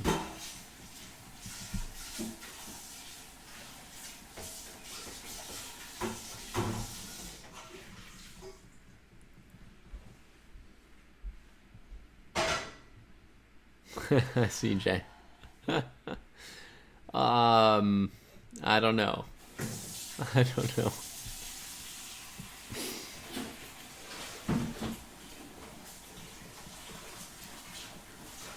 Yeah, you're welcome, Tomi. All right, so, Tomi, your opponent wants to look at knight takes b7 in your game, so we're gonna go back to that for a moment. Oh, Elise is here. Sorry, Elise, I didn't realize you were here. Sorry.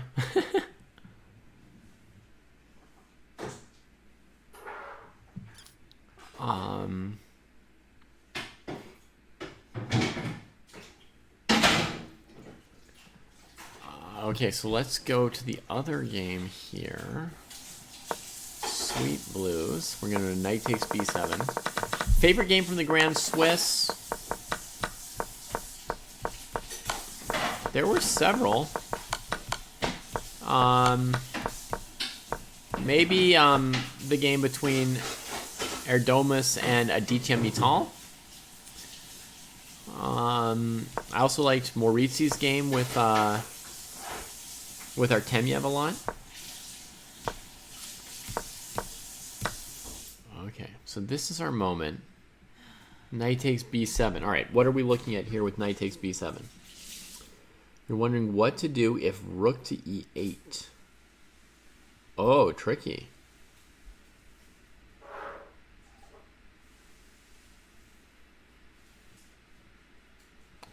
Tomi says this was a mouse slip, this move, by the way.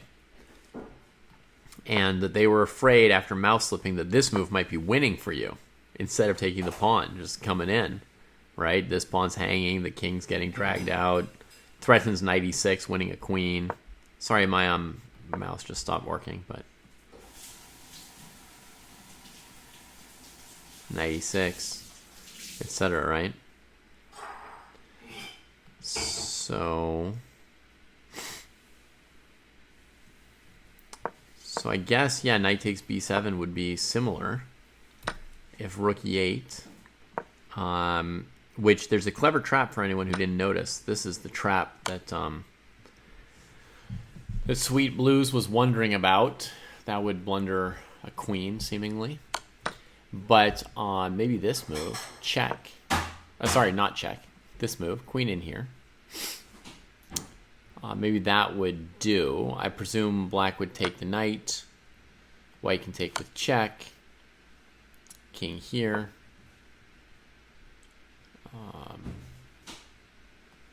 Maybe take this pawn first.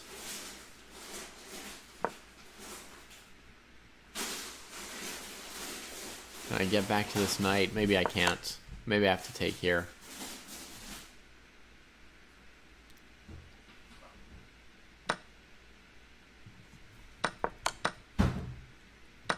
Queen b7, queen h8, and rook e1. Thanks, Be Conquered. Yeah. You could also play rook c6 instead of queen c6 right here, and then you don't allow this. Yeah. That's playable as well. Yeah, white's got a lot of resources. Of course, this moves to slip, which leaves h6 hanging in the king position weird.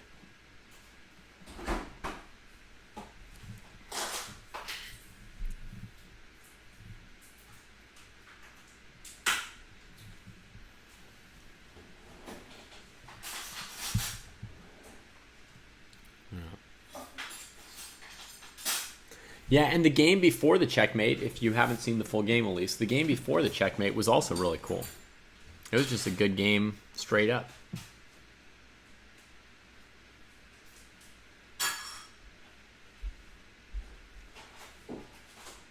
Mm-hmm. Yeah.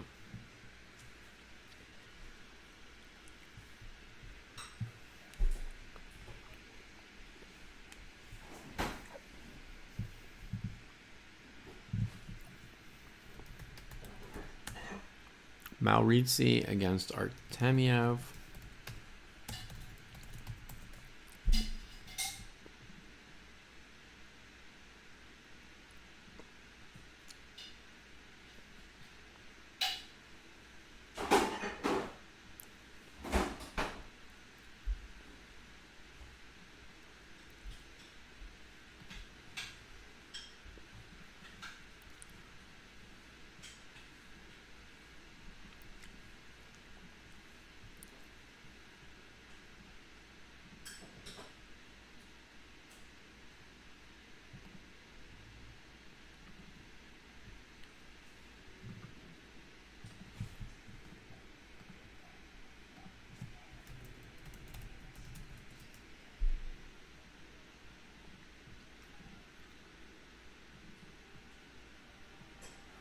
How do I get this game in a way where I can copy it and show it to you guys?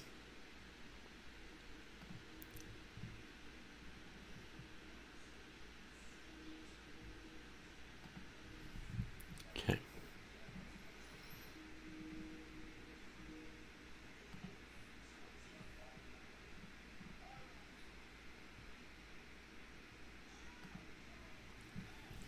All right, I think I found it finally.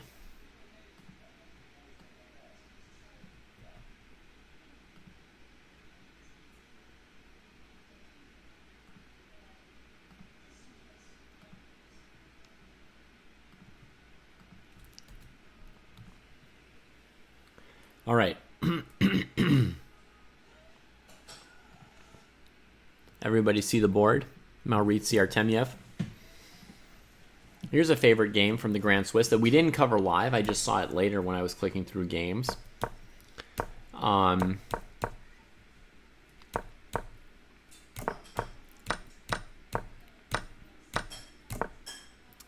played this line as white before. I like it.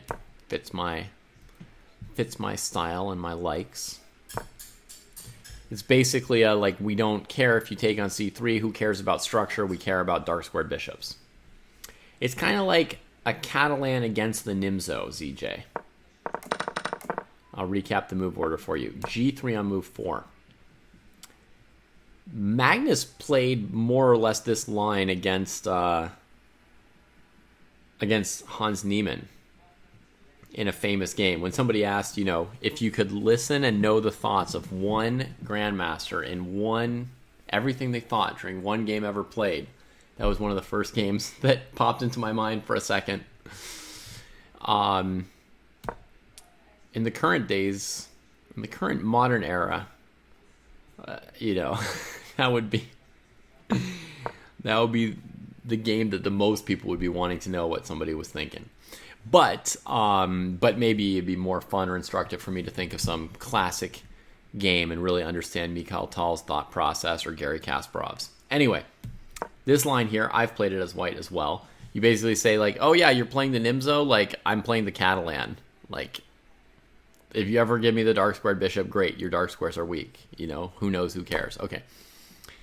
The basic way to play is d5 for black, but Artemiev played c5 and d5, which is playable. White takes. This is a main line with knight d5. Kasparov's played this position before as well, before Magnus did. Okay, so now we get here, and, I'm pretty happy with white.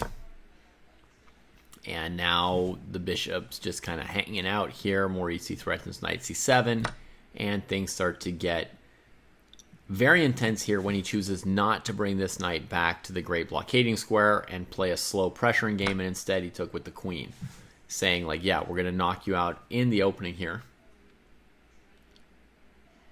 d5, d takes, c4, and holding on. Yeah, that's not my style. But, Gukesh does that, so, whatever style you play, you'll be in good company with somebody. But yeah, I don't love clinging to pawns out of the opening, regardless of what Jesse may say about me. Okay, so black tries to guard the c7 square with this poor bishop, and Moritzi just keeps developing and says, to hell with this. And black says, you can't just keep leaving that pawn for me. Of course, they could be playing more passive moves like bishop e6, just saying I'm a little bit worse, but developing everything. But Artemiev says, no, you can't do this. Comes in, boom, boom. All this for, 7th rank, and next move he wants to put the rook here, and if you ever develop this, he'll take on b7 and defend b2 better, and the dark squares are unchallengeable. So Artemiev decides, being up a pawn is not enough compensation for how bad his position is after rook fc1. And he says, I allowed this because I can play g5 and just break you immediately. Bishop e3. What? Just retreats away from the rook. And you would think, maybe there's an exchange sack, right? You would think. Maybe there's an exchange sack here. Something like that, right? I haven't yet calculated hard on this to understand exactly what's going on, but I imagine that the reason was that he thinks it's better to get the queen here first and then maybe have different angles for the bishop. And if takes, well, first of all, he probably takes with check first to just leave the king weak forever and then open the f-file. And bishop e6, and I imagine the game goes on, but, white's not down anything and the black king's pretty ragged, so all the white pieces are better than the black ones as well. So black didn't take the rook on c7. They played knight to g4. That defends g5. Looks to maybe take this piece. And now there's no knight hanging here, so you're also threatening the rook. And Moritzi just says, please take the rook. Please take the rook. What? King here. Boom. Slaughtered on the diagonal suddenly. The king comes out a step too far. Hilarious geometry that if the bishop blocks, takes, queen g4 to e2, kind of Pac-Mans them all up. Right? Boom. So the king has to come out in the middle of the board. Gives a Kavutskiy. If the king ever wanders onto e7, bishop g5 finishes it on dark squares. So here black's just getting... Gefilte Fish might be around to comment on whether this is appropriate or not, but it seems like black's just kind of getting filleted by these bishops and the queens, right? White's got 3 diagonal pieces, and the king just can't dodge them all. So it gets this, and now it's mop-up, material is pretty good for white, and the black king he could resign, but he doesn't, still doesn't. Dude's not taking your hanging pieces, and you're still not resigning, so... Oh. So.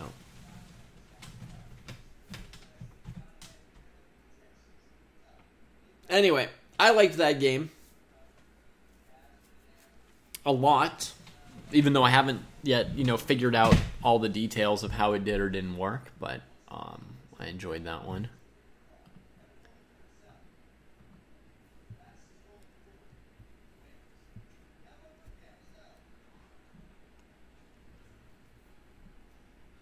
Seems like Sally liked this game too. Adults take things far too seriously. I'm now off to my garden. It's great never growing up. Good for you, Sally. I mean, you've got similar taste in chess to me. Don't understand everything you're saying there, but...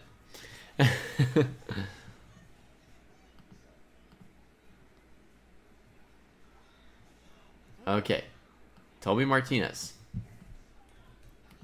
thinks that they have managed to upload their first game to the Chess Dojo website. Let's see if Tommy did it. Ho ho! It says Tomas White, classical opponent black. You did it, Tomas. You now know how to use the Chess Dojo website. Halu hale, oh frabjous day. In celebration of which, we're going to take a quick look at your game, right?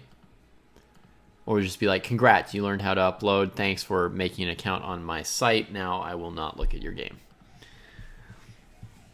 The Short King Walk. Viral Stigma, yeah, that's a great game. But wasn't played at the, whatchamacallit, Grand Swiss. Elise was asking me about great games from the Grand Swiss last week. 2 nights.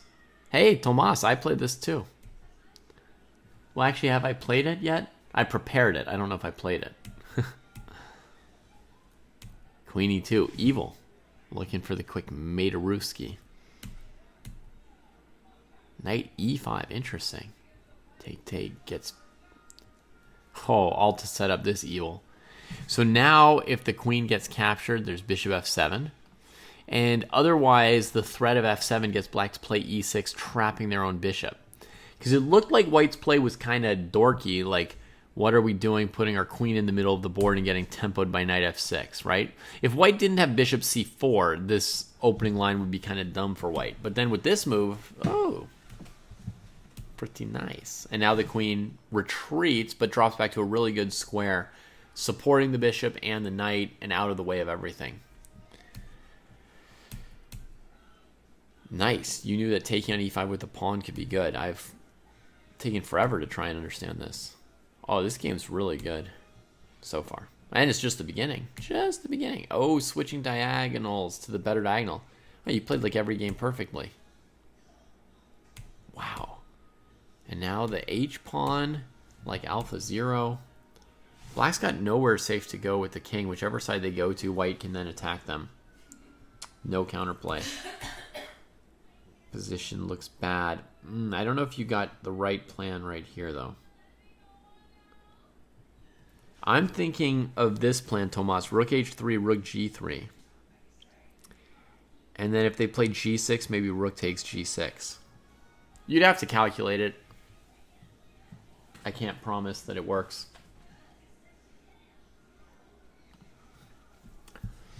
No promises.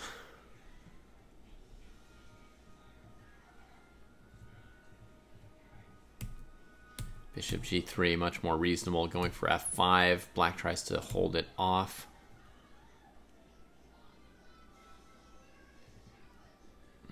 Big question here is F5. This was a classical game. You think it wasn't the right plan because it got stopped. Okay, yeah. When I first saw your plan, I was also suspicious of it. Also because I feel like C5, C4, Black's making a little progress against it.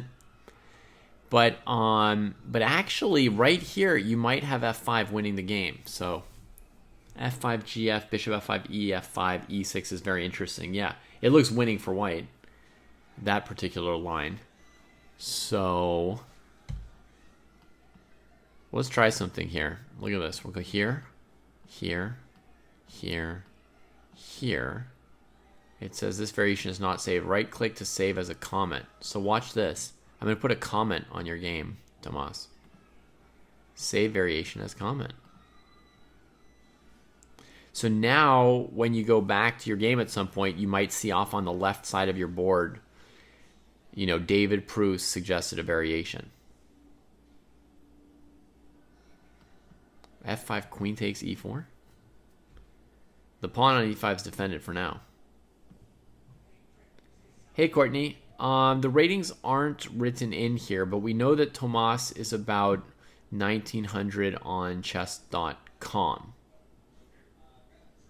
So A solid advanced player, but not a master. So we got g6. You felt blocked, but it's an important question whether you could have really gone through with your plan anyway. Bishop f2. Black grabbed the pawn. You came here. Oh, tell me you played rook takes g6. No, I don't think rook g6 works. Now you went for f5. Okay. Takes. Takes. Oh, that was your point. Either way they would have taken, you were going to do this to break through.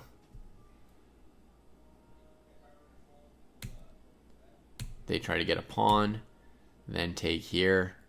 Now you got the breakthrough. Right on. Pawn takes queen e6. Looks probably losing for black, so they try and block the file. Makes sense.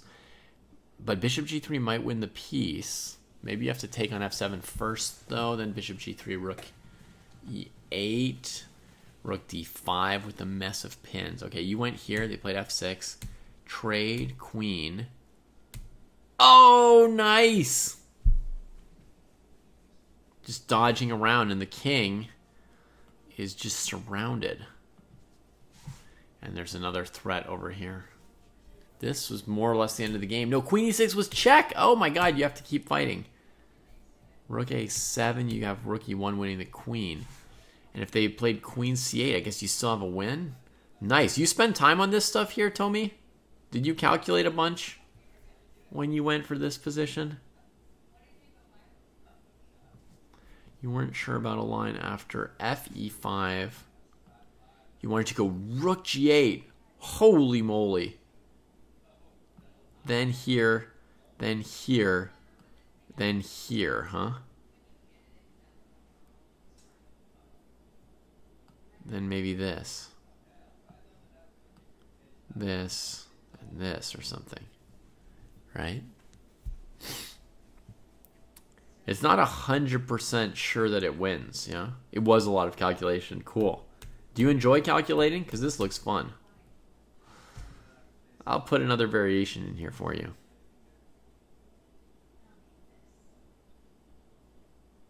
Queen a5 winning?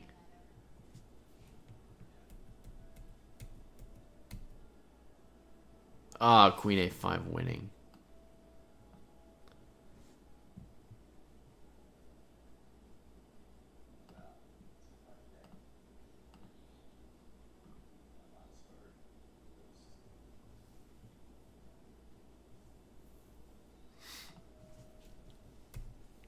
So that means you have to operate all with checks here as white, right? Because of this queen a5 move. So it means you probably only have a draw in this rook g8 line.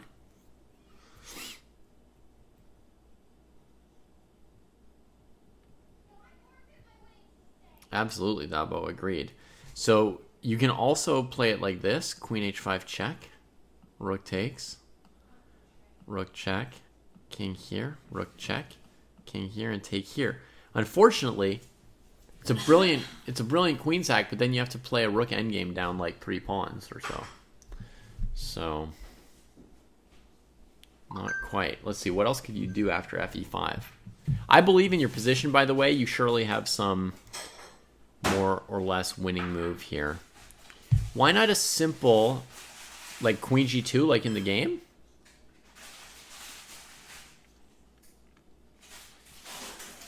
Wouldn't that win exactly the same as against queen e5? Well, not exactly the same, but similarly to queen e5.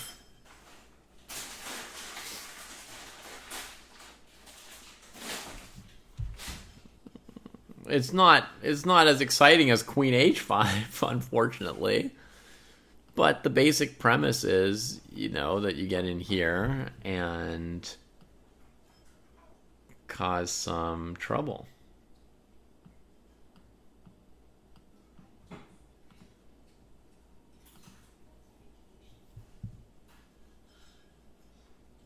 So you were thinking a draw, Tomi?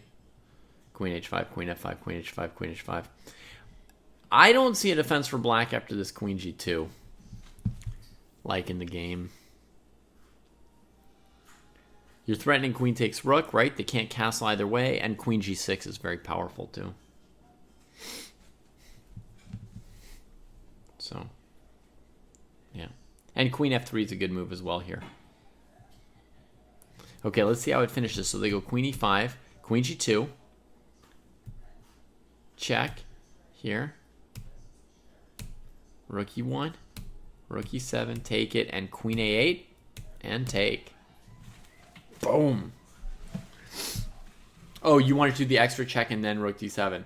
The problem there, Tommy, is that queen a5 line that that Viral Sigma saw, right? Alvin can now see clearer into future positions. Today, you saw the position 4 moves ahead, and you saw it correctly, huh, Alvin? That's beautiful. Well, that was an awesome game, Tomas. Great first game to post on Chess Dojo. Let me see. I'm not the best at the frills and stuff. I'm better at just putting up games and comments. But let me see if I can find you.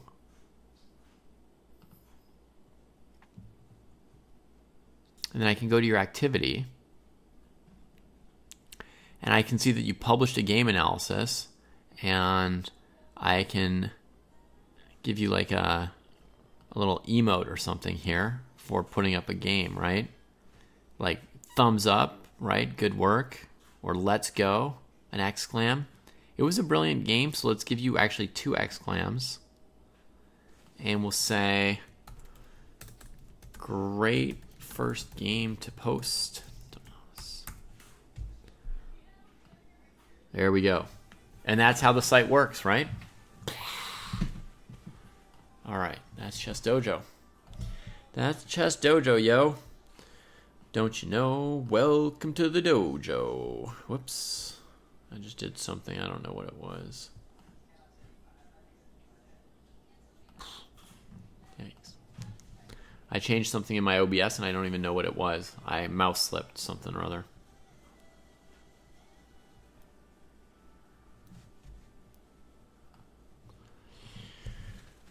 All right. Well, that was a fun evening, folks.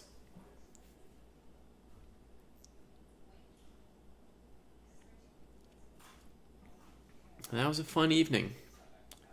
Only a few games, but they were fun. We got to see some real endgame grinding. And then a couple random brilliancies at the end. So with that, I'm going to go and wish all of you a good night.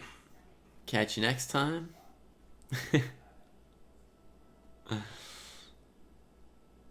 And yeah, Kostya's going to be on tomorrow. I'm going to take tomorrow off. But I'll see you again soon. Sunday or Monday. Dang, we got a lot of strong players in chat today.